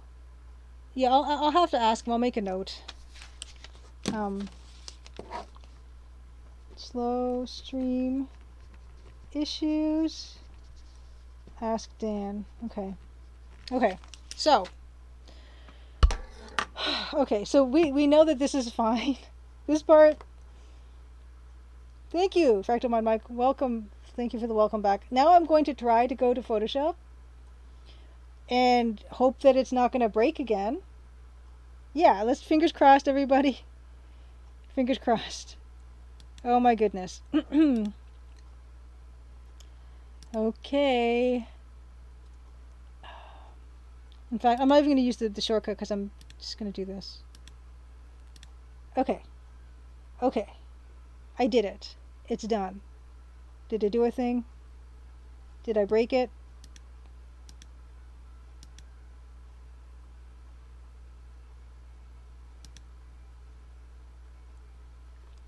Let me know if I broke it. If you can't hear me, let me know. Ah.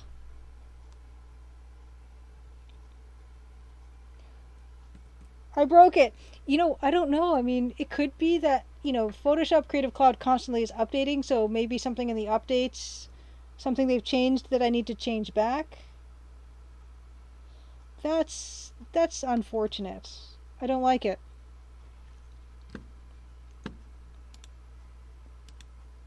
But it was working before, right? I broke it.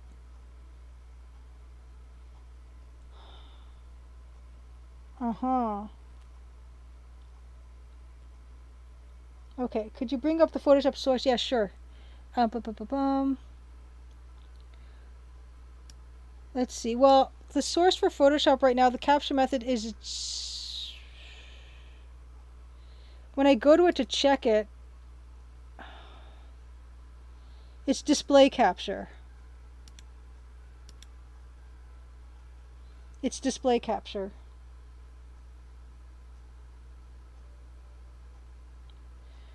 Yeah. I can't do window capture because if I just do window capture, it only shows the art screen and not everything else. But yeah, it's display capture. I don't know if you can hear me or see me now that I've turned the display capture for Photoshop off. Or what? Oh man. Why would that be?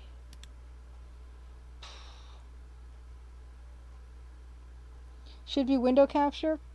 I can try window capture. Yeah,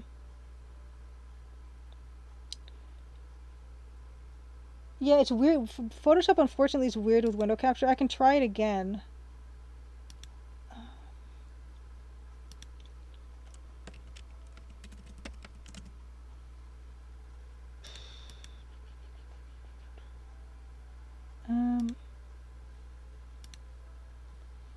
Yeah, it doesn't do the thing, unfortunately. I don't even know if you guys can see what I'm trying to do, but it's not doing the thing that we want. Why is that? That's such a bummer. Okay. I'm going to get rid of that. Under display capture, go to properties. Okay. See the toolbar. Capture method automatically. Windows 10.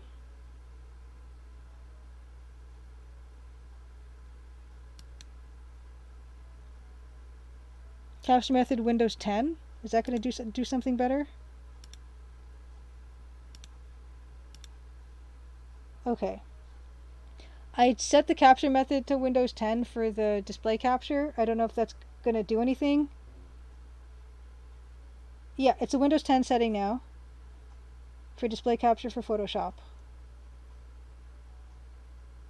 I wonder if that'll take. Yeah, the rest of the stream will be technical issues, will be troubleshooting. That works?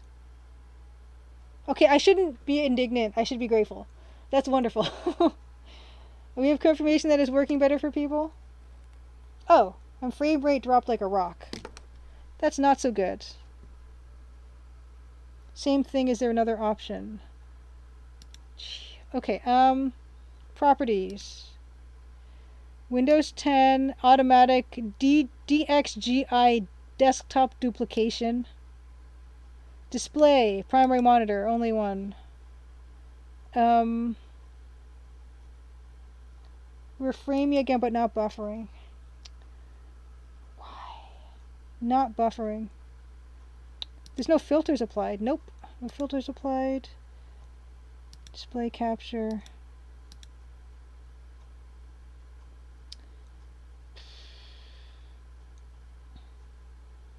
Try the DX. Why not? Why don't we try that other option? Why not? Okay. How do we feel about that? Okay, so that's on DXGI duplication something or other. If it's a resolution thing, recording and streaming at the same time with full res capture. I've been streaming art for a while on this machine, so I don't know why there would be any much difference in Photoshop running. Oh, hey Fluke, it's good to see you. How am I? I'm a little bit troubled right now because it seems like art streaming is ground to a halt. Oh, and now people are saying it's working, which so I might be happy now. No way. Okay, great. So, yeah, Flucus, I'm doing well now because for the past 20 minutes we've been having issues with display capture in Photoshop, just tanking everything and not being visible. But I'm not going to complain that that's working. Okay, let's try to do some painting. I'm doing better now. Okay. Oh my goodness. Okay, so let's switch. Let's switch to Photoshop. This is the test. Did that even switch? Yeah, we're in Photoshop. That's Photoshop, right? You guys are seeing Photoshop? Okay. Because I'm in Photoshop, but it's not showing that I am in Photoshop. Can you see Photoshop?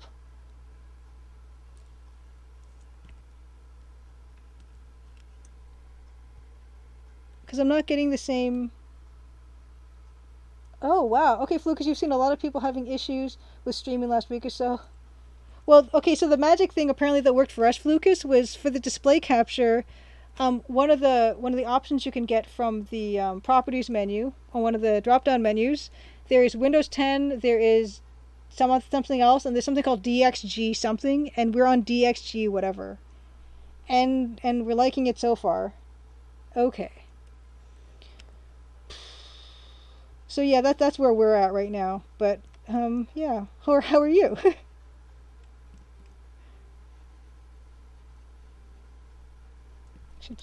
You. Okay, we can see it. Great. Okay, well, I'm not gonna complain because it's working now, right? So.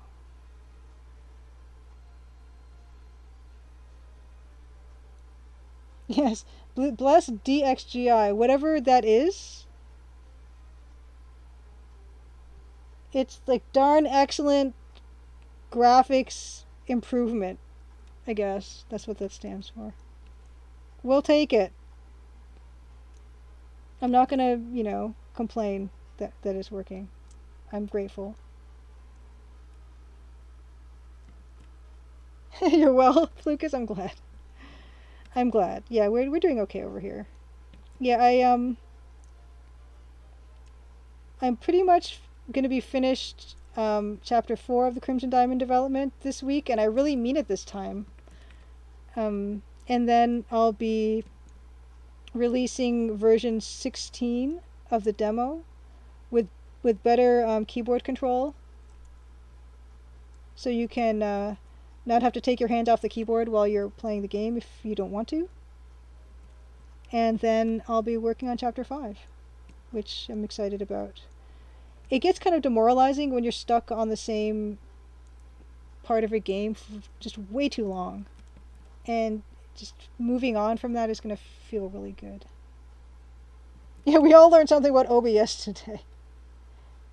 In case attention says DXGI is one method of capturing the desktop. Apparently the only one that wants to work right now, so it's our best friend. Okay. The preferred option, Case Attention says, is to use the Windows 10 method if it works, but it requires certain GPU configurations, which I guess I don't have. But we're gonna go with what works, and we're gonna do it until it stops, and then we'll worry about that later. Oh, on laptops, a bit of a crapshoot what method works. I'm kind of on a laptop. I mean, it would probably technically qualify as a laptop. It's the Wacom Mobile Studio Pro, which is a tablet PC, but it's a tablet PC that's a full fleshed out computer. Um, but it definitely does not have the muscle of like a traditional desktop would. But I got it because I'm like an art person and I want something that I can draw directly on. Because I want to be able to have that same functionality I had with my beloved Surface Pro 2. And a bit more more power, more muscle than that has. Yeah, exactly. Kisai Tenshi, the Wacom tablet I bought has an Nvidia GPU. It does. Maybe I just don't have I don't have things set properly. In fact, you know what? I think the issue could be is when I was using my Adobe Photoshop CS2. The issue with that is I think I turned off the Nvidia GPU because it wouldn't display capture. So maybe I need to revisit that.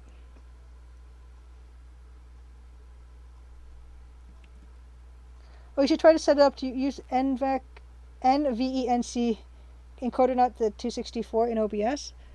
Okay, let me write that down because I don't know how to do that, so I'm going to have to look that up. Okay.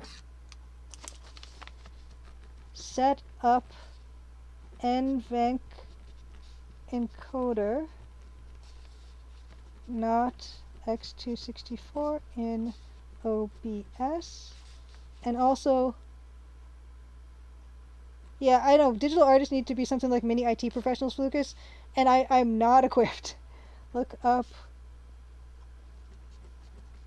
getting GPU back on. I think, because I forgot how to do that. It's something in the display, the display settings, right? Why don't we display? Where would it be? We could walk through it all today. Like walk through it all right now. If anyone wants to do that, but if not, then I'm just going to continue on for now like this.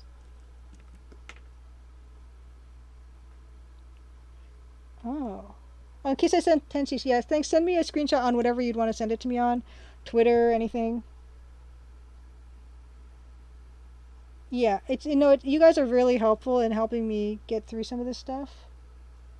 Because, yeah, I don't know any of how to do anything on computers except draw stuff and make a game, make a very easy adventure game with very simple software, and even then it's a struggle. So the GeForce Experience program, the drivers are still running. Where's my GeForce, or is it called? It's called Nvidia Control Panel, isn't it? Yeah. Let's open up the Nvidia Control Panel. Okay, the stream is working well. Prime number 59. Thank goodness. Okay. Here's the Nvidia Control Panel. What have we got? I set it so there's a place where you can set specific pieces of software. Oh, thank you, Cosmic43. I appreciate it.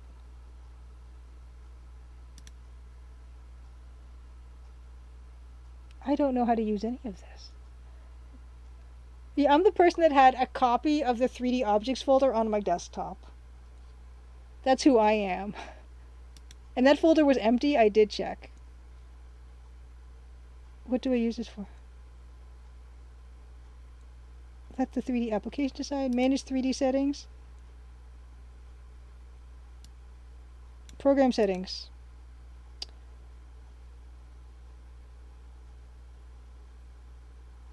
Quadro, so NVENC should be an encoder option. Looking on the website, the 13 has... I've got the 16 SCLO one. Yeah, the Nvidia Quadro, yeah. So NVENC should be an encoder option. I didn't see it as an option in OBS, but I can always check again. Set a program to customize. Photoshop.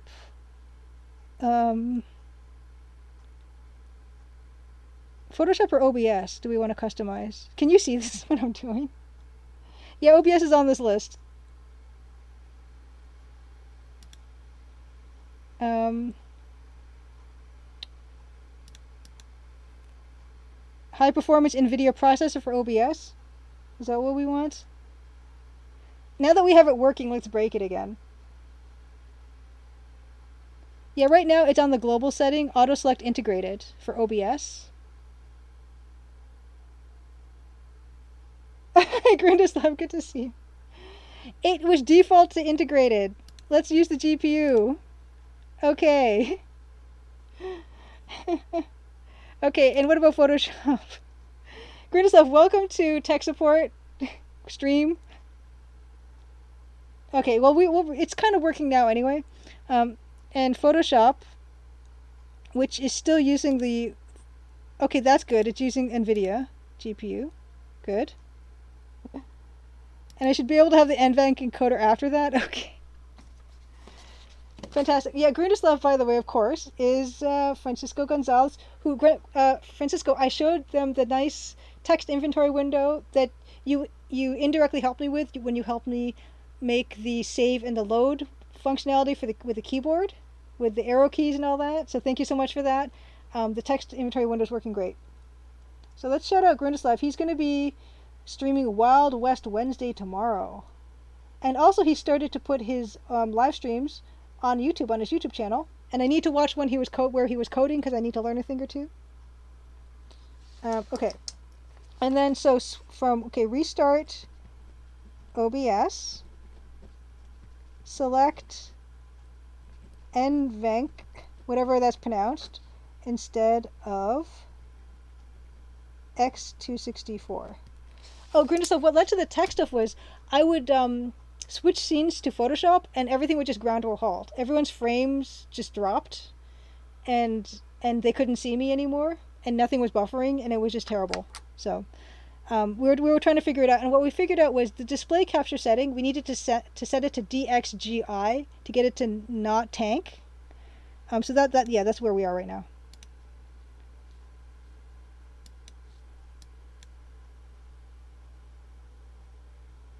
But now it seems to be working, so we're happy now, or happier.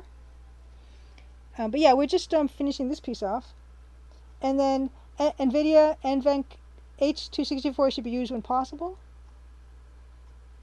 So yeah, so check OBS again. Okay.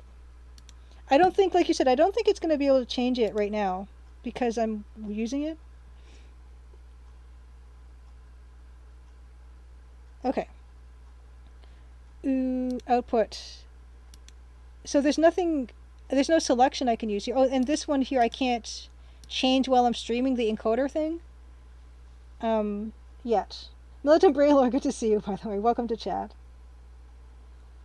Oh, if you haven't had any problems, Grindaslav, with streaming, I've been streaming art stuff for a while, but just for some reason tonight just was the night that it decided to stop. Yeah, so Maximus, when I restart OBS, I will switch the encoder setting to the NVENC thing. And hopefully that'll fix it. Okay, that's the one I need to change. Perfect. I really appreciate you guys. So yeah, that's why we've been, yeah. But if you've been having slowdowns on yours, Grindaslav, Francisco, you might want to look into it. So what we've been doing is, what helped my display capture was properties, the display thing. Instead of automatic in the Windows 10 version, we're using this weird one. And that seemed to fix it. And then I just changed some Nvidia settings just now on my control panel so that Photoshop was using the Nvidia, which it was already, but OBS is also using the high performance Nvidia processor now. So with that all in mind, hopefully next time will be, better.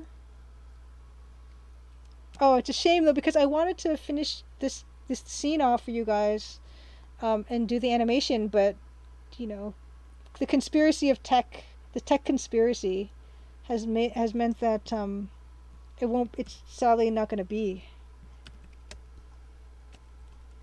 But without you guys I would have been totally lost with it. So now it's working. Now we can verify that everything's working better and there's no slowdown anymore. Yeah, well, I'm going to come back in the 4K next stream. It's going to be in VR. I'm going to stream in VR from now on. You guys are going to need to upgrade.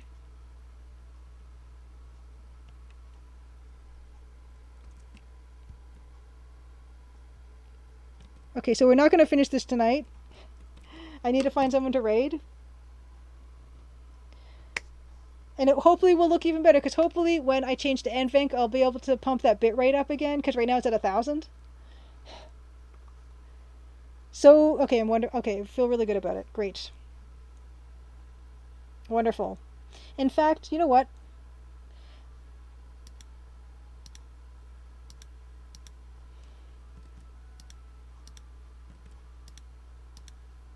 To celebrate, I'm just going to go a little longer than usual, because I feel like we lost a lot of ground tonight with that. Um,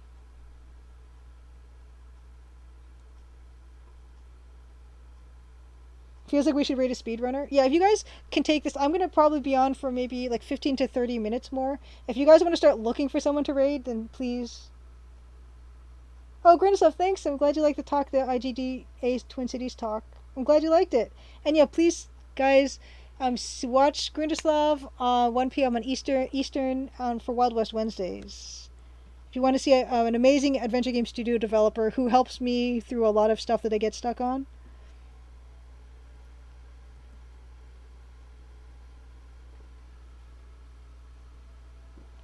No, I'm glad you liked it. I tried to prep as much as I could, but I only had so much time.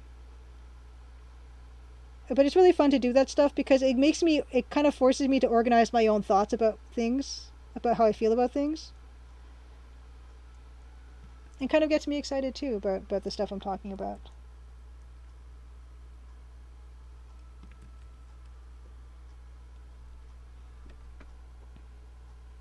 And Grunislav, of course, is no stranger to good talks. He's given plenty of good talks of his own.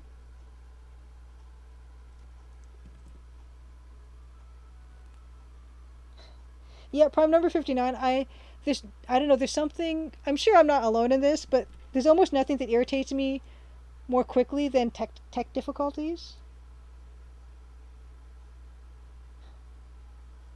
And I'm so glad that my tablet's not being a lemon, because this thing I love it. I love Wacom products. They're super high quality, and I love this particular product. Um, it's so much different to be on a 16-inch screen versus the 10-inch screen I was on with the Surface Pro 2, so that's a real relief. And it works a dream. Besides just the streaming stuff, which with the help of you guys, it's looks like it's resolved.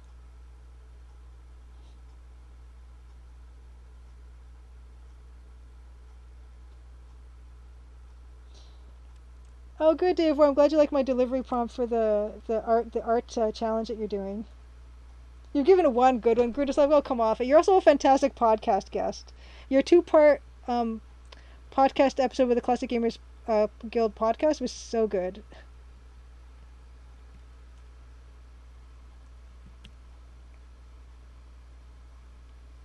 The symmetry kind of demands more foliage on the left.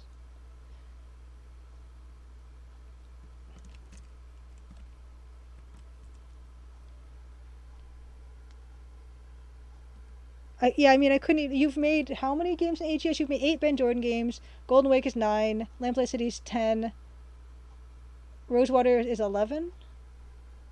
I mean, you've made a bunch of little projects too, but you've made so much more experience than I do with this stuff. It's kind of amazing, and it's just you're so helpful. I really appreciate it. My gosh, you're just like ranting. No, what you do is not ranting, Grindeslav. You've just such fantastic, so friendly on those things, and you know way more about computer games than I do, too. Like I'm realizing the more I work and try to be in the games industry, that I don't know anything about games almost. Like I never had a console, so I never played console games, and I don't play a lot of games now, and all the games I know about are stuff that is super old. I need to play more games. I guess that's what I'm saying. How to do this? I'm not good at making foliage. Yeah, you made 30 games. And yeah, I showed off the text parser, the text inventory window today, and yeah, I told you I would do. I basically just gave up trying to find like a smart way to fix the issue with the portrait being behind the text parser, the text inventory window. So of course I just cheated and I made the I made it so that the text inventory window was not anywhere near where the portrait would be. So I solved it that way just by kind of ignoring the problem. But it looks great. And now I can have the character talking about the inventory when she's looking at stuff in the inventory, which is what I wanted.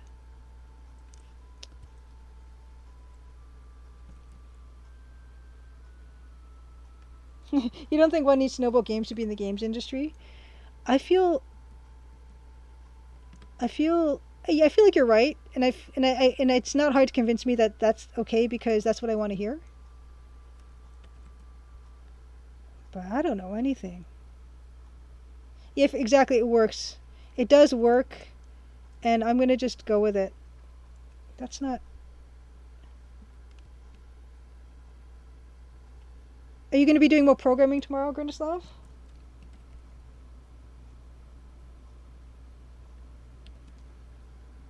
And I will. I'm gonna go back and watch your other one that you did, your other program. And I'm so glad you started to put this stuff on your YouTube channel.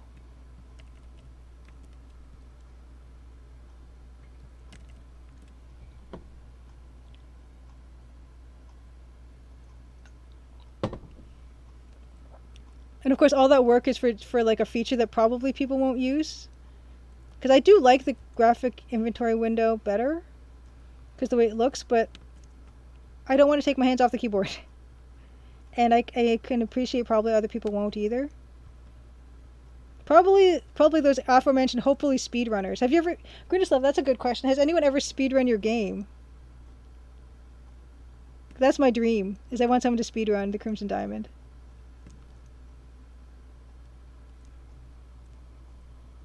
Oh, nice. You're going to finish up animation to implement it and some dialogue? Nice. Yeah. I should be able to make that one tomorrow. And I definitely want to see that happen. I never stream myself coding anything. I'm too self-conscious. Because it's just a mess in there. It's super scary.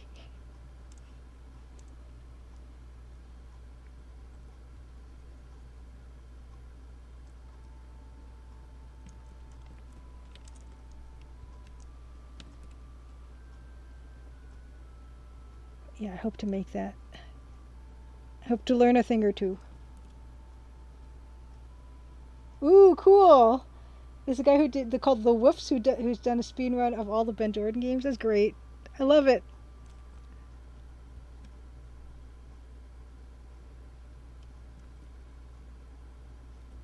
Did anyone find any like glitches that they can exploit to make it go by fast, like to get through the games faster?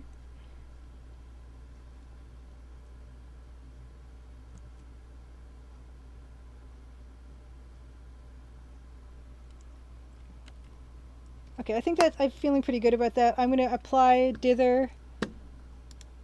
Probably the dark blue dither. Yeah, the dark blue dither. It's not even a cyan dither anymore. We're gonna do that.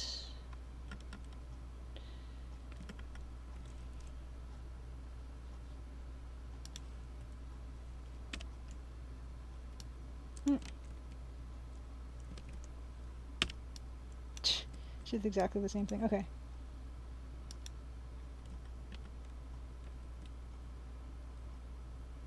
Ooh, not a speedrun, but an interesting one. World of Horror, played by a VTuber, Nether UX. Ooh, I'm gonna write that down because we might raid that person. Because I've actually, World of Horror is one of the more recent games that I have played, and it's fantastic and it's perfect for Spooky Spook Month.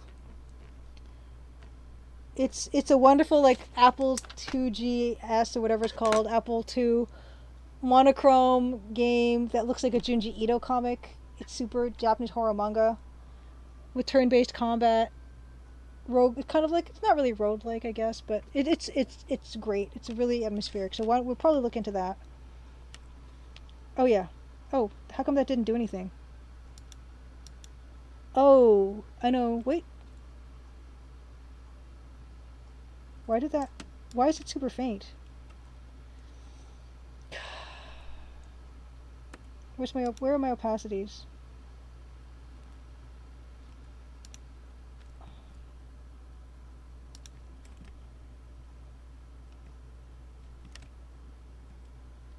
What?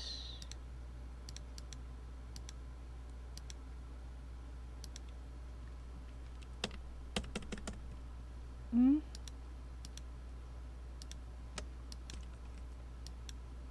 Oh, you know what? Oh, what?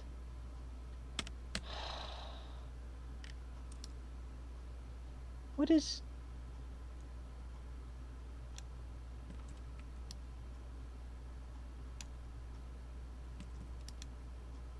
Sorry, why is this so faint?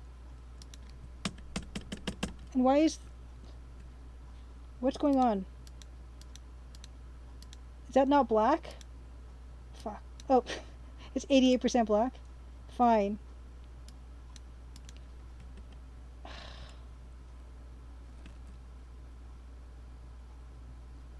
Yeah, World of Horror. I haven't played it since it originally came out. There we go.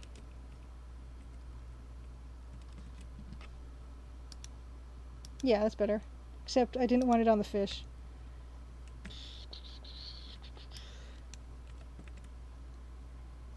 It's my own fault because I didn't have it as completely white or completely black, so that's why I kind of did that. But yeah, I like the dithered back dark foliage. Although it's probably I don't have to dither back that one. Maybe I do. That's fine. Okay, great. And then the other thing I wanted to do is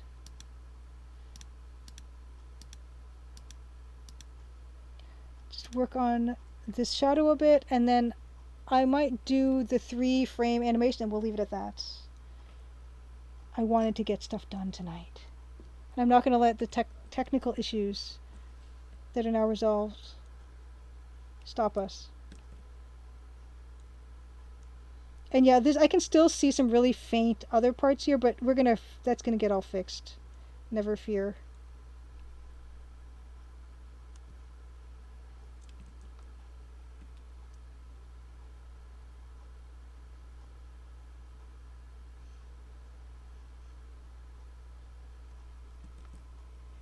Yeah, it's gonna be really like it's nothing that ambitious. It's just gonna be. In fact, I don't like the white on his beard anymore. I'm gonna make that all. It's kind of too much. I'll make them yellow bits.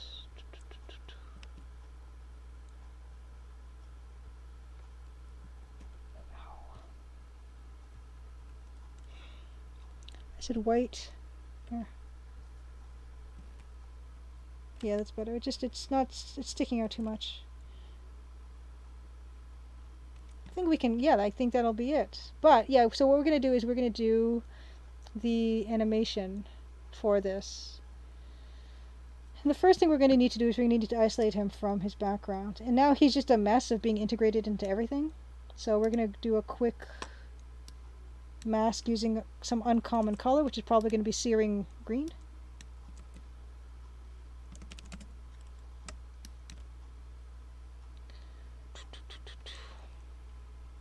How to do this.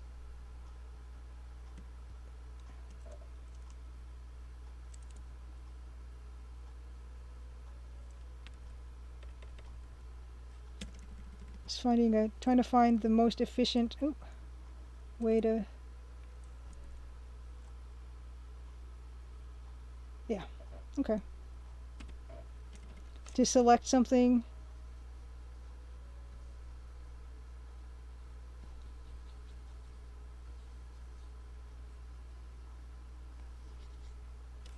It's going to do what I want.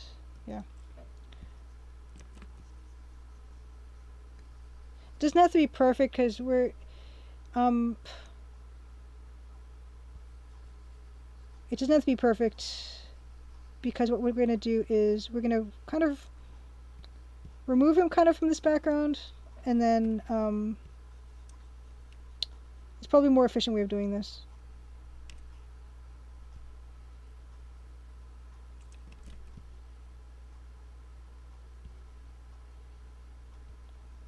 But sometimes I kind of fall into this trap where I'm like, I could figure out a more efficient way of doing this, but that takes time to figure it out, and I can just do the same thing just quickly by brute forcing it. So I'm just going to do that.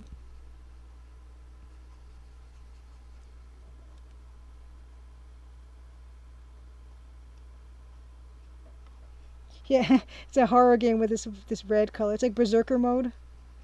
Quick mask Berserker mode.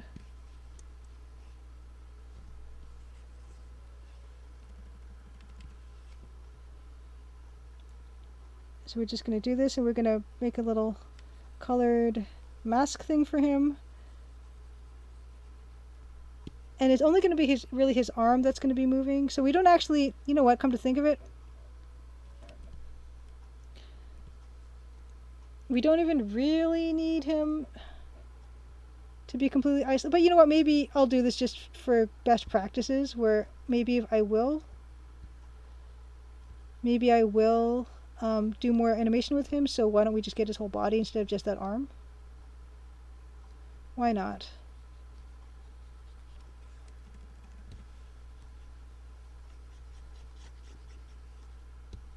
And I don't need to do this to the whole thing. I just need enough to where I can make a square around him.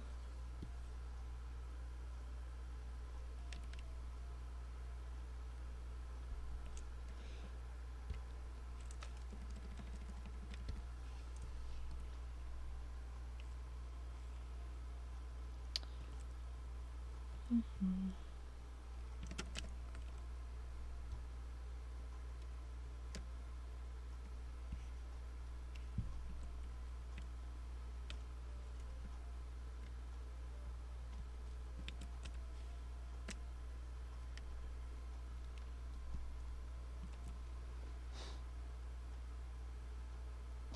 This thing is a perfect example of a 20%, 80% rule, Maximus. How do you mean? I'm not sure I know the 20%, 80% rule.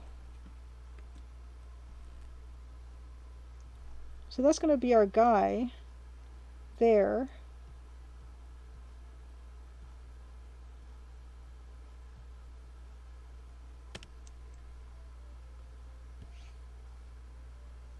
Should give him some room.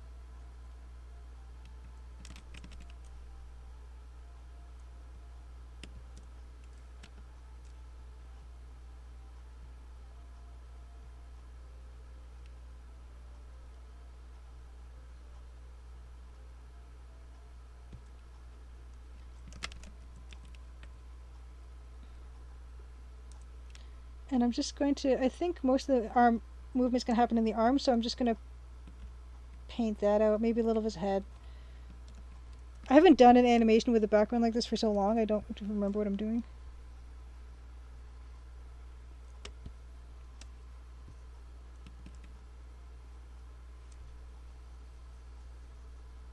It'll be fine.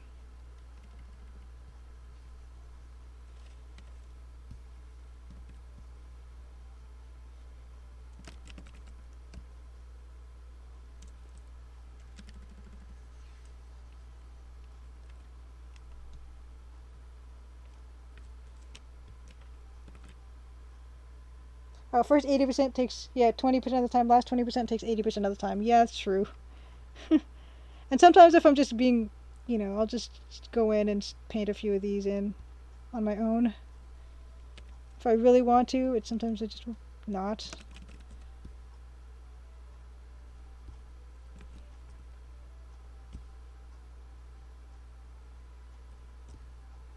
Because this is kind of like, you won't see too much of this in the background, so it's okay for me to do this.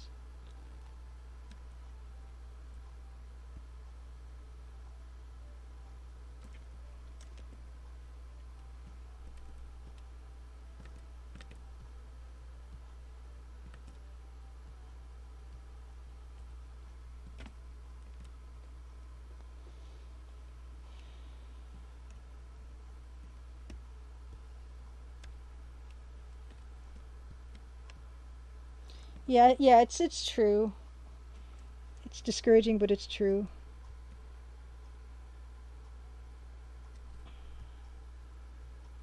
It's really going to be only that part that moves.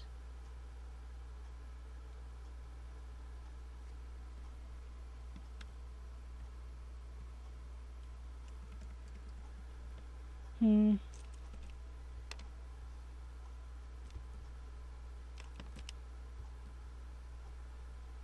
But let's just give us some of that head room.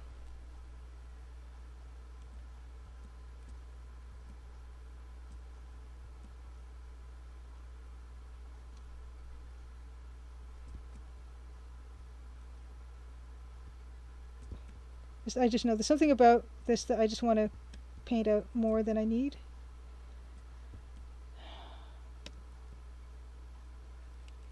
Okay.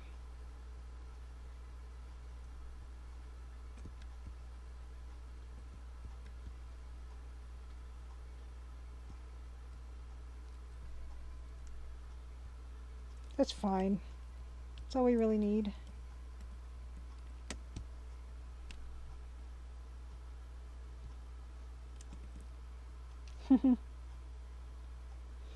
Okay, so we have this fisherman.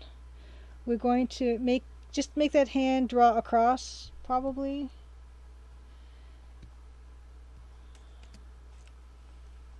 So let's see.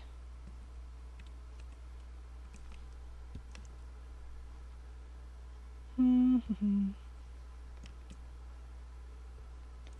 start with the knife and the hand.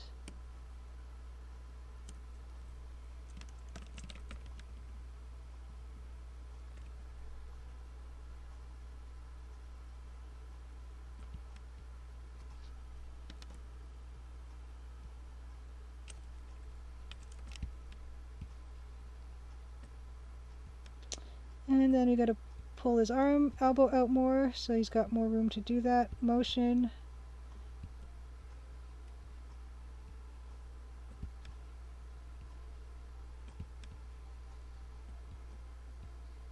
Yeah, so this, I know people did ask during the IGDA Twin Cities talk, it's like, how do you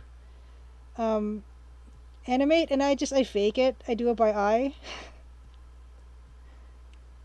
So I don't know. It's good, like for me, good enough is kind of the mantra with this stuff.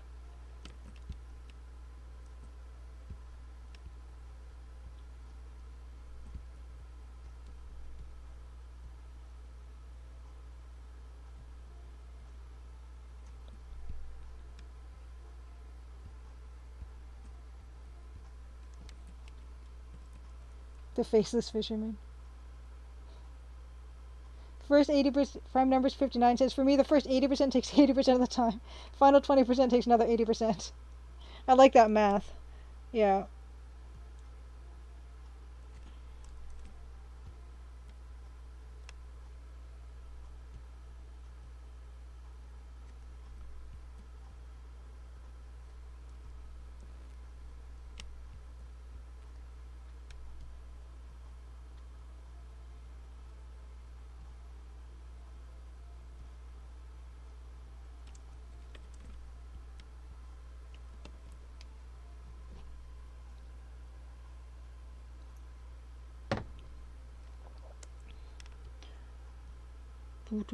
And then we're going to do one more frame. It's kind of sad how much time it took for the screen, and then it's going to be a oh, we're going to add sparks to the fire. That's right. I'm not going to be sad about it.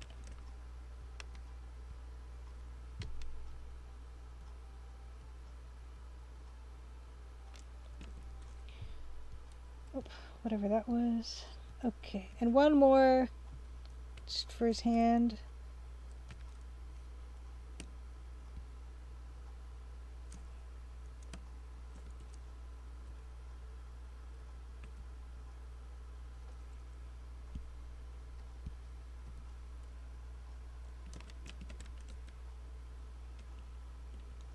Yeah, nothing has ever taken less time than I think it's going to take.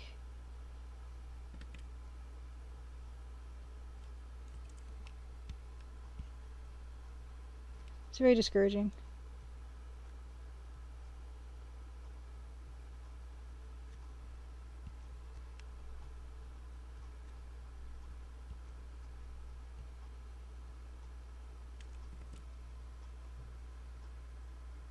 You do website apps is from hard won experience.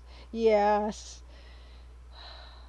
Davor, thank you so much as always for coming by. It's always good to see you on. We're getting there. We're getting there. Whoop, whoop. 1, 2, 3. So now his arm has to be up even higher.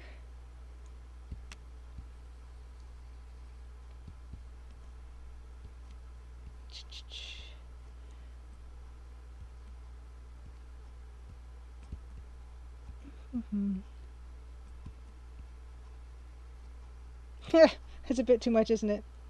Whoop, whoop. Nope. This has to go like this. Oh, no, don't use that. Use this. There we go.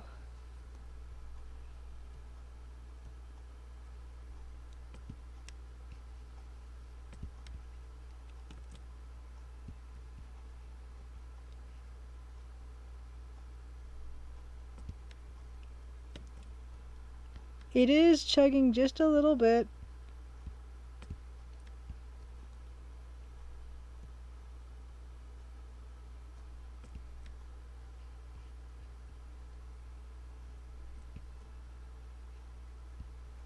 Nope. At this resolution, sometimes nothing is going to look quite right. And then you tell yourself, oh, it's a 3-frame animation. It's going to be okay. Don't worry about it.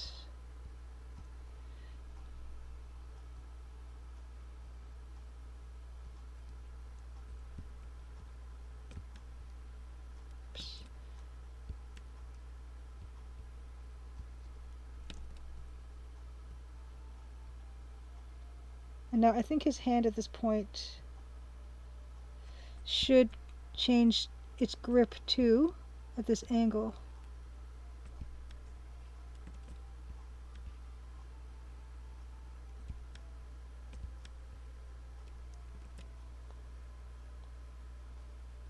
Oh, have a great time. I'm sorry, have a great night, Prime number 59. I'm glad you had a nice time for your first time in chat. I hope to see you again. Yeah, next week, not sure what it's going to be. It could be a music stream, which would be good if you haven't seen one of those before. Or it could be another art stream, not sure yet. But yeah, on Twitter I always like tweet about it, like the day of and stuff to give people an idea of what's going to happen. But yeah, it's good to meet you. Good to online meet you. Oops, I'm getting.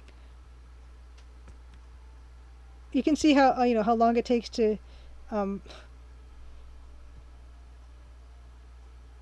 to draw this thing, and then I'm just gonna. This is how long it takes me to do an animation. I do them pretty quick.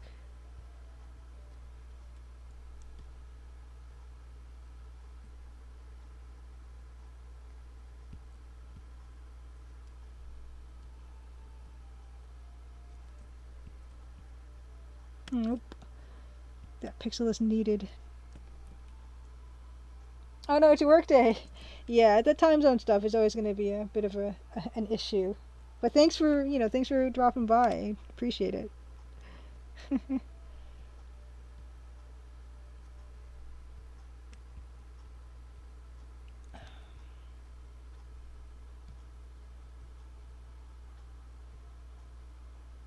And this is something else that Photoshop has a nice timeline feature that I think it still had in CS2 when I was using it, but I never really took advantage. So you can, there's a timeline feature where you can preview animations, so I'll probably do that. Yeah, so I moved his hand a little bit. In fact, I feel like it needs a little more pixel there.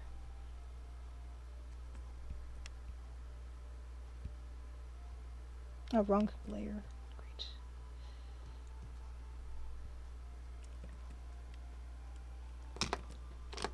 So what we can do here is, there's a few things I like to do. On why? Okay. This is just to preview this, so I'm gonna not be too careful about making this match perfectly.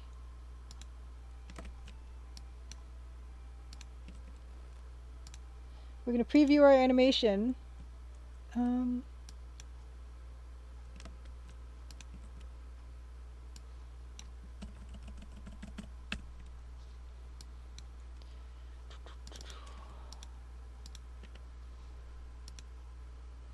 Under timeline, create frame animation, make frames from layers, 0.2 second delay. Oh, great, it didn't do the thing.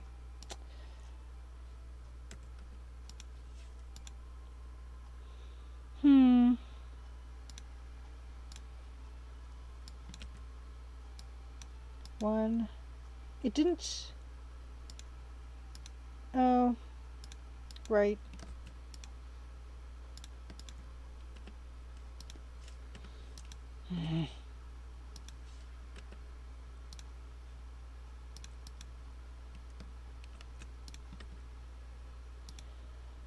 Okay.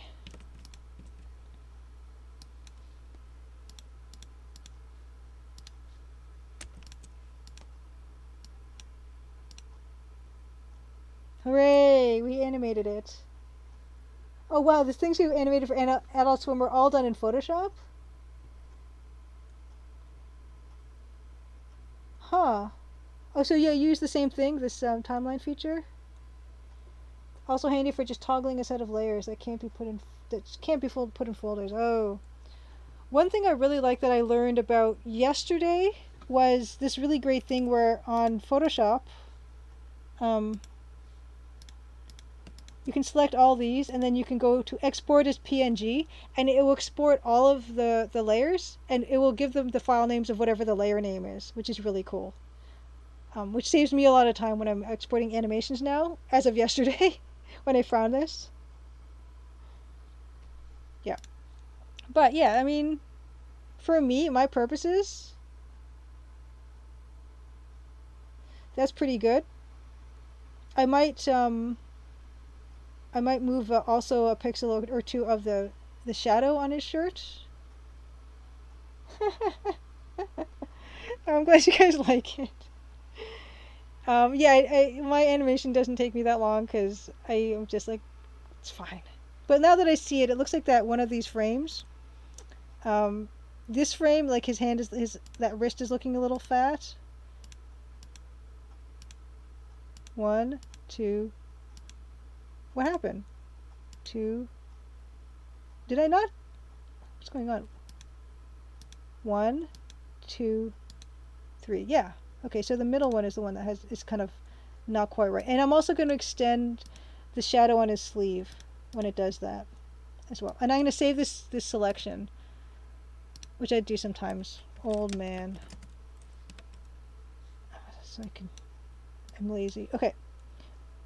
This next one is fine, but this last one, yeah. Yeah. So this one has to have that extension of the shadow. Let's do that.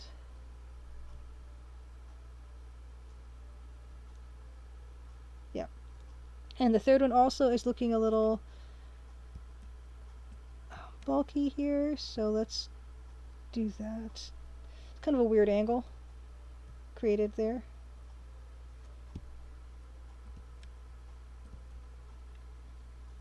No, that's not working. Nope.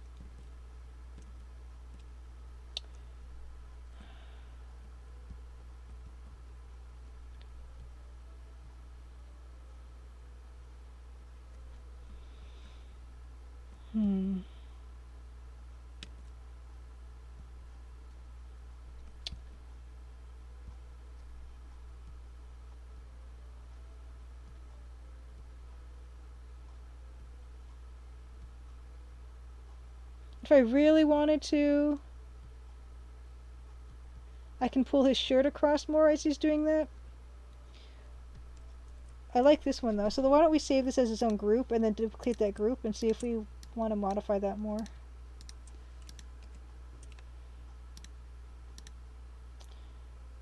Because, yeah, I feel like, wouldn't it be nice for a bit of extra movement where his shirt is being brought across when that happens?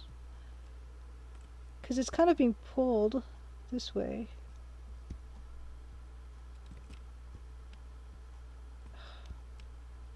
Okay.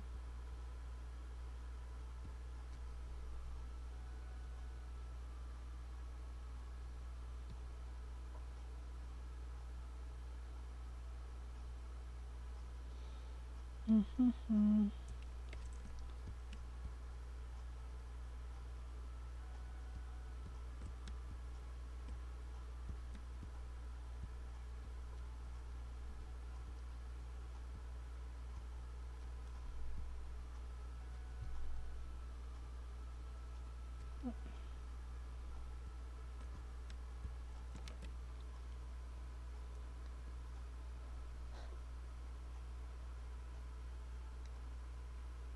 Oh, good. I'm glad you found that tip useful, Blood Holes. And I learned it yesterday. The export is PNGs. The last one feels slightly uncomfortable. Good enough, camp. Um,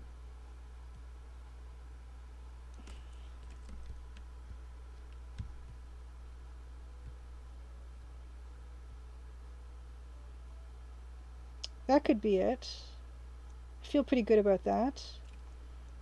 And then, of course, there'll be sparks, but I think we'll probably leave it at that. But I'm going to just give that another preview and see what I think.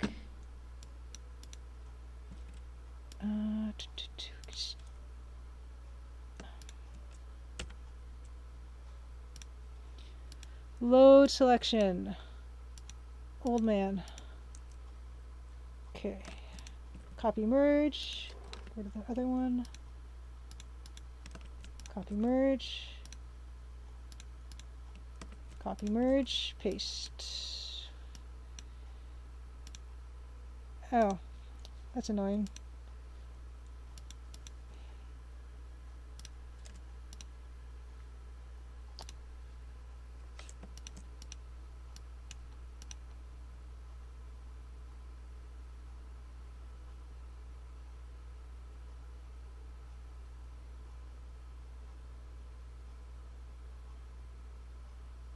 Meh, maybe it doesn't need that. It's too much.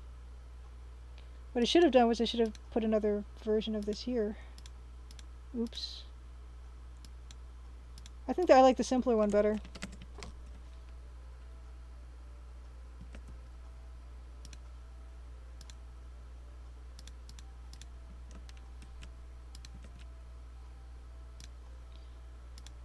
Oops.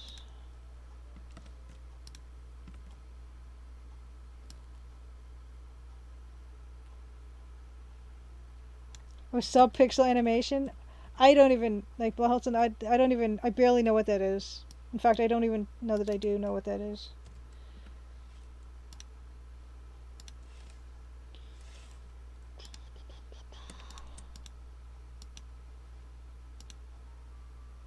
Yeah, it's fine. It's too much movement, I think, with the other one. Let's take a look.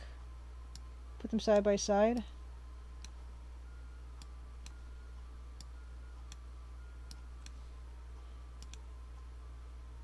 Yeah, it's too much. I like the limited one better. That's better. Yeah. Yeah, it's fine. Like like limited is fine. I think I do like this one better. Okay. So that's good to know. But I'll keep the other one there because there's no reason not to. But yeah, that's a quick three thing animation of that guy. And I really don't need to export this whole thing as its own sprite. I only really need the part that's moving. So that's not bad. Well, I think, yeah. Oh, downsampling a higher res animation, but some people do it manually. Ah! No thanks. Yeah, this is a high enough resolution for me. Even lower is also better too. That can be good. But yeah, it looks like next to art stream will be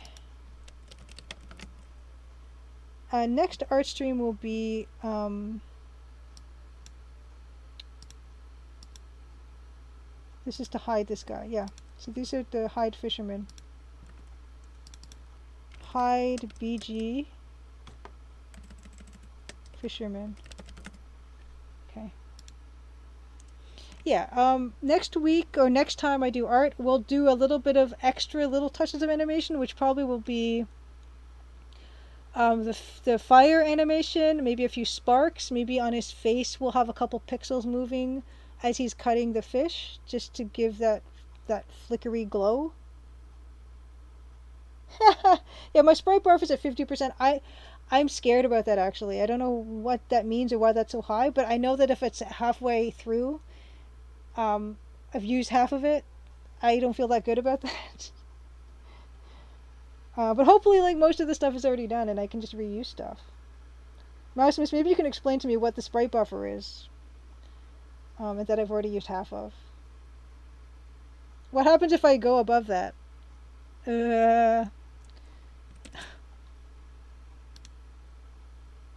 Yeah, so yeah, next stream will be final touches on animation. So firelight on his face, and animate the fire. When you saw how quickly I do animation, so that won't take very long.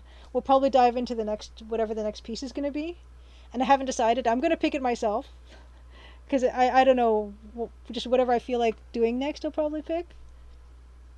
But yeah, that'll be that. But we're not sure whether next week is going to be a music stream or an art stream.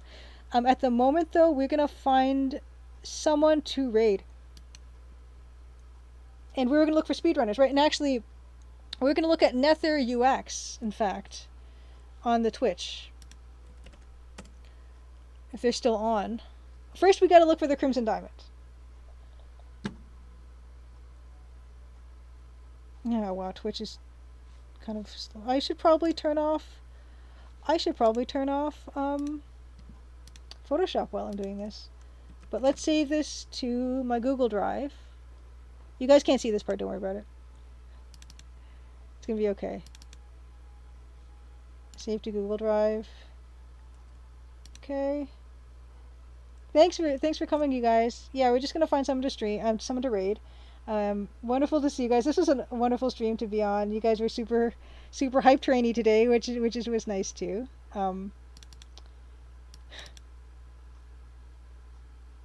Let's see, streaming stuff. Okay, so I'm going to save this in a couple different places, and then we're going to shut down Photoshop. Yes. Okay. Until next time, thanks, Blahos, good to see you. We're going to look for people playing the Crimson Diamond. Oh, Goman-sama, I'm glad you enjoyed watching that animation part of the process. I'm probably going to do more animation stuff because Nancy needs a dance. Because I realized when I was playing on the Steam Next Fest stream that no one is dancing. Like, she doesn't have a dance parse. She needs one. No one's playing the Crimson Diamond. So. Yeah, all these are past videos. Okay, so that's not in. So why don't we look for Fractal Mud Mike? Thanks as always for dropping by. It's good to see you. Even with the time difference. Nether UX. Mute.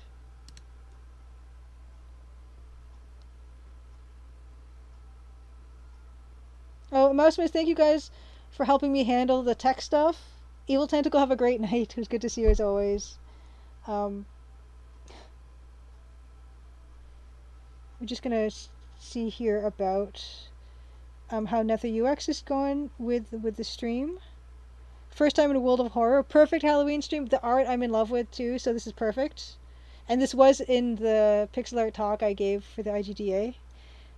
So perfect. It's completely appropriate for this. And now that you guys are mentioning the Halloween stream, maybe I'll think of something to do for that.